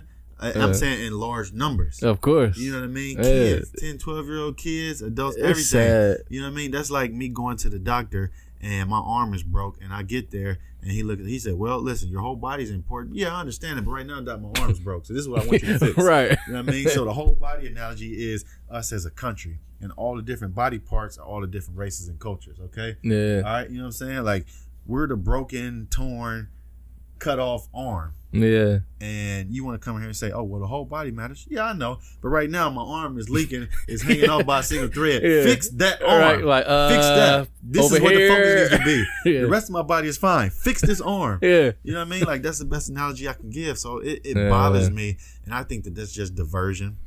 People just diverting the attention from what it needs to be focused on, which is a tactic. Yeah. So, you know what I'm saying? It's a tactic. It is what it is. Yeah. But I mean, let's call it what it is, man. I just hope we get out of that, man. It's a long time coming, but it's gonna come. It's gonna take a lot of consistent effort over a long period of time because it's systemic. Anything that's systemic has been in place for a long time, so it's gonna take step by step, just continuous work against that, to better ourselves. So, I mean, you see so many young entrepreneurs now. I mean, you got your own podcast. You're doing your thing. You're successful with that. I'm in business for myself. I'm going to be successful with that. A lot more African Americans moving towards entrepreneurship, whether it be whatever it is that they're talented at, learning how to monetize that. So learning how they can make a living off of that, how they can provide a service to somebody, or how they can solve a problem. You see it a lot more these days. So that's how I know for a fact we're moving in the right direction. It's just it's a slow process, man. It's gonna be a slow process because we didn't get here overnight. Yeah. You know? Yeah. So it just is what it is, man. But we just got to keep moving in the right direction and just, man, just embrace each other. Like, it's okay I understand competing, but you ain't got to compare yourself. Yeah, that competing turns to hate and turns to like you got to navigate that energy the right way, man. Like, we just support each other. We can compete, but you don't got to compare yourself. And because when I get to comparing myself, I might naturally think like, yo, you think you're better than me. You know what I'm saying? And when it gets to that point, it turns into hatred. Yeah. When it has nothing to do with it, it's enough here for all of us. Yeah. You know what I'm saying? So there's no reason to be like that, but we gotta be like one of the only cultures that, I mean, we have it the worst. Yeah. You know what I'm saying? That's we crazy. have it the worst by far, so who knows, man. But yeah. Last question, I'm gonna let you get out of here. For sure. For you, when did you realize, that you wanted to, like go in business for yourself? And also, I think you're one of those people that you want to, not only help, people that look like you, but be an example as well as, as far as like with finances and everything, like, because that's the one thing we got to fix that, like, amongst ourselves.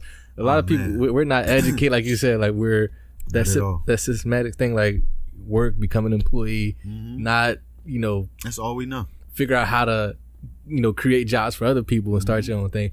For you, when did you realize that that's the path that you wanted to embark on? Like, you know what? Fuck this shit, man. Buck the system. Yeah, I'm going man. the whole opposite direction. I'm about to invest in myself, and hopefully I can do that for other people that look like me. Right. How did you when did that start for you? Man, you know what? Honestly, it started about 5 years ago. Actually, no, I take that back. It started about 3 years ago. Yeah, almost 4 years ago. So it took for me already being in that system of working for a corporation, working for a major corporation, being a salaried employee. I call it a wage slave. Wage slave. A wage slave. Yeah, literally wage slave. You're literally selling yourself, selling hours of your day away for dollars per hour. I want to break it down to that. Yeah. So 5 years ago, he's like, you know what, man, this shit is whack. Like this isn't for me. You know what I mean? Long term. Nothing against it, but it's just not for me. Yeah. You know what I mean? I can't accomplish the things that I want to accomplish doing this. Mm. You know what I mean? And I had to step back and look at, okay, what else is there out there?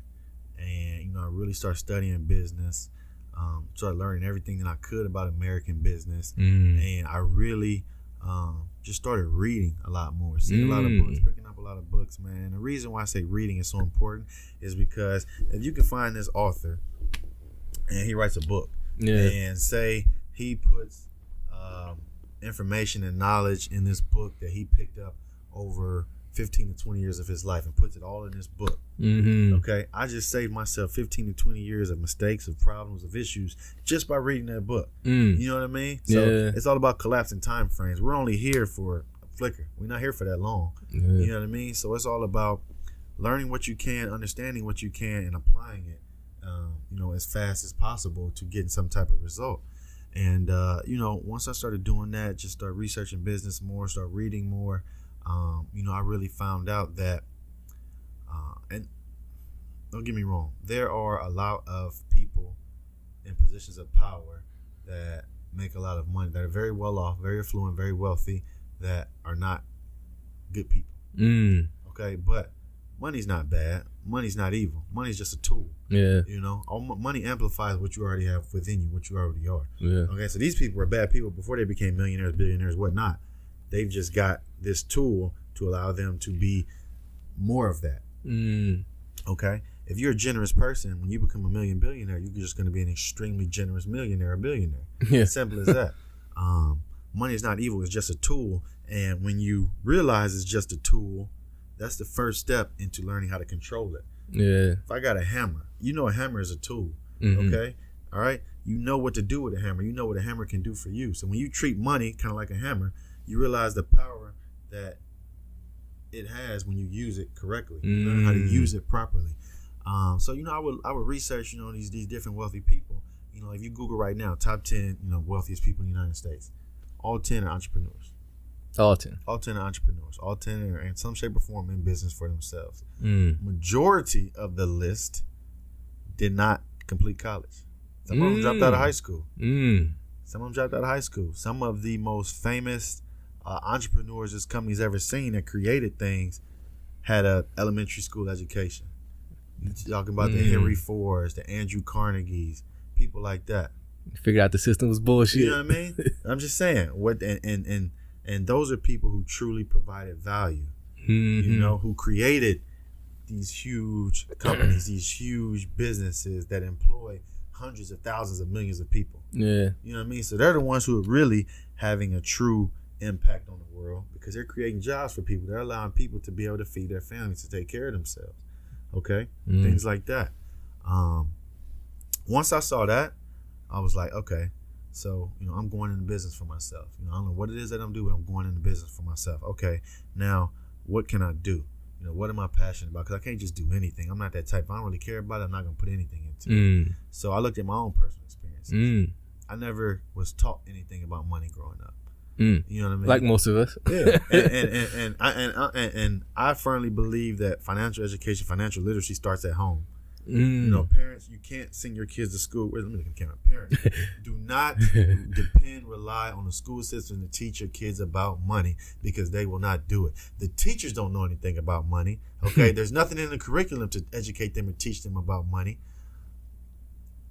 And the government is incentivized for you to be in debt. We just talked about that earlier. So do not rely on those schools. You have to seek this education yourself. Either find a financial professional or do the research yourself. There's several resources online, at libraries, anywhere that you can find out and learn everything that you need to know and teach it to your kids. Take the responsibility on yourself. Take it out of the hand of the teachers and the school systems because they ain't going to do it. All right? So me personally, growing up, I never knew anything about money, never got taught anything about money. No knock against my parents, but they can't teach me what they did not know about, you know? Yeah. You know what I mean? My parents can't teach. I use this analogy. I'm from the United States. My parents are from the United States. My parents don't know Spanish, so they can't teach me Spanish. And replace that with money. They don't know money, so they can't teach me about money. They can only teach me what they know. Yeah. You know what I mean? Pay your bills on time. That's it. Exactly. All my parents knew was, hey, go to work, you know, work hard. I mean, they taught me a lot of great things: how to be respectful, how to treat people, everything, how to be hardworking, you know, how to be a good human being. Yeah. But they couldn't teach me about finances. They didn't know about finances. It was a foreign language to me. So it took for me messing up and putting myself in a bad position financially to, okay, I got to figure this out. Yeah. I got to figure this out because this is going in a totally wrong direction. You know what I mean? So just going out and educate myself first. So I had to seek the education. Yeah, you took that risk. Yeah, I took that risk, man. I had to go out and seek the education, knowing that if I learn enough about this, I'm going to become very, very valuable in the marketplace. I'm going to become very, very valuable in the world because, let me ask you this. Go ahead. How many people in the world use money? Every single one. As long as you're not incarcerated, which they may use money. I just don't know. I don't know nothing about that system. I've never been in it. Yeah. How many people in the world use money? I believe every single person. Okay. How many people in the world you think are absolutely phenomenal or just experts at using money? Not many. Not many at all. Not many. So that's a huge issue, right? Yeah. So if you're someone who takes the time to acquire the knowledge to learn how to properly handle money, you just became a solution to a lot of people's problems. A lot of people's problems. Yeah. Because think about all these different professions: doctors, lawyers, presidents, police officers. How many of them use money? All of them. All of them. All of them. And they make lots of money. Yeah. They don't know how to handle it. So regardless of what you do, you still need to learn how to manage your money. It doesn't matter what you do at all. Yeah. You know? And these are just some different stats. Almost 50% of Americans live paycheck to paycheck. That's a proven statistic. Ooh-wee. Again, we live in the biggest, most powerful, wealthiest country on the planet. And half of us, nickel and diamond, half of us are one paycheck away from a crisis. A crisis. I depend on this paycheck. Right? A serious crisis, man. And it's crazy. 60% of Americans have less than $1,000 in a savings account. 60%. 60%. That's 6 out of every. You walk past 10 people on the street, no matter where you are, 6 out of 10 of them, on average, don't have $1,000. That's staggering. In their savings account. So if something happens, they fuck. Yeah, out of luck. SOL. Can you imagine if you got a family, kids that depend on you? Exactly. SOL. Right? Now listen, this is all by design. Going back to that. going back to that. This is systemic, okay? Go ahead. Your job. All right. We getting there. Your job. Yeah, we getting there. And I got to end on this. So we're going to come back next time. Yeah. Your job knows that you need that job. They're not dumb. They're going to pay you just enough for you to go home, pay your bills, maybe have $50 to $100 left over, get some groceries, maybe go out to eat or go to a movie. Come Monday morning, they know you're going to be right back there because you got to be there. Okay? They know you're going to be right back there because you have to be there. Okay? Now, I'm going to, and this is why I call us wage slaves. All right? And I'm including myself. All right? Just because we're all one, I'm including myself. Now, when and this is my own personal theory from research I've done. Yeah. When slavery was abolished, all right, what came after that? Indentured servitude. Indentured servant. And then you got employees. Indentured servitude, and shortly after we're employees. Yeah. Okay, so the concept switched from, okay, we're forcing these people to stay here and do this work. Yeah. Okay, to, okay, that's no longer legal. We can't force them to be here. Okay, but this is what we're going to do. We're going to, hey, I've got this building. I'll allow you and your family, because you need somewhere to live, I'll allow you to stay here, but you got to pay me this much a month. You know what I mean? You know what I mean? Okay. You're no longer my property. Here, come work for me. I'll pay you this amount of money to do this. Oh, and then my buddy over here, he owns that building. You guys can live there, but you got to pay him this much a month. Okay? So they know you have to come back to them. Okay? So don't get me, so we're not forced, so we're not being held captive anymore. But we're wage slaves. We're slaves to the dollar. Wage slave. They know they're gonna keep you coming back every single week, almost like a crack addict. You gotta come back for more. You they need know it. Yeah, you get paid on Friday. They know to come Monday. We only gave you enough just to last you to do this, and do that. Yeah. Okay. And the flex on the gram. And the flex on the gram. You're gonna be right back here on Monday morning. Come Monday morning, right back at work again and get that next check. Jesus. You know what I mean? Man. And then it's like, okay. By and large, the majority of us don't know how to get out of that rat race. You know what I mean? So you gotta educate yourself, man. There's ways out. You can get out. You can beat it. But you gotta educate yourself. Most of us probably don't believe that. No, most of us don't believe it because we're just so beaten down. And defeated. Yeah, just defeated. Broken. Yeah. You know what I mean? That it is what it is, man. I gotta do what I gotta do. No, you don't have to do that. Yeah. You don't. That's not. It doesn't have to be that way forever. You know what I mean? So yeah, man. That's. Wow. We can go deep into this, man. Don't get me started. We'll have you back. Yeah. If there's anyone watching or listening that needs some financial help or some education, give out your information if someone wants to connect with you to learn more about that. Absolutely, man. I'll give them my email address. It's NickolasPatterson23@gmail.com. That's NickolasPatterson23@gmail.com. Feel free, email me, reach out to me at any time. I also have Facebook. It's just my first and last name, Nickolas Patterson. No crazy. Slide his DMs. No. I mean, like no crazy names on my page or anything like that. It's just my simple first and last name. Send me a message, anything like that, a friend request. I'd be more than happy to sit down and talk to you. Just have a conversation, man. Because at the end of the day, we're all human beings. We all have family members that we care and love about, man. We were put here on earth to help one another out. So I'm passionate about educating people on their finances. That just so happens to be my field of interest, my field of expertise. If I could be of any help, to you, please feel free to reach out. I'd love to. All right, very good. All right, this has been another episode of Cloth Talk Podcast. I want to thank Nickolas Patterson for coming through. If you like this episode, why don't you go ahead and subscribe, man? Hit that follow button. Leave a comment, share, like this post. Make sure you come back next time. Cloth Talk Podcast. I'll absolutely be back, man. I appreciate you for having me, Jay Brody. I thank you for coming. Invite me down. I still don't understand how you from Philly. You got New England stuff up, but that's another day. I'll edit that out. See you next time. Hold on. Wait. Before you go, if you enjoy that episode of Cloth Talk Podcast, do yourself a favor, hit that subscribe and follow button. Also, rate this podcast, share this podcast, and like this podcast. if you are an artist or know anyone who is an artist that would love to get their music played, send that to clothtalk5@gmail.com. Once again, that is clothtalk5@gmail.com. See you next time.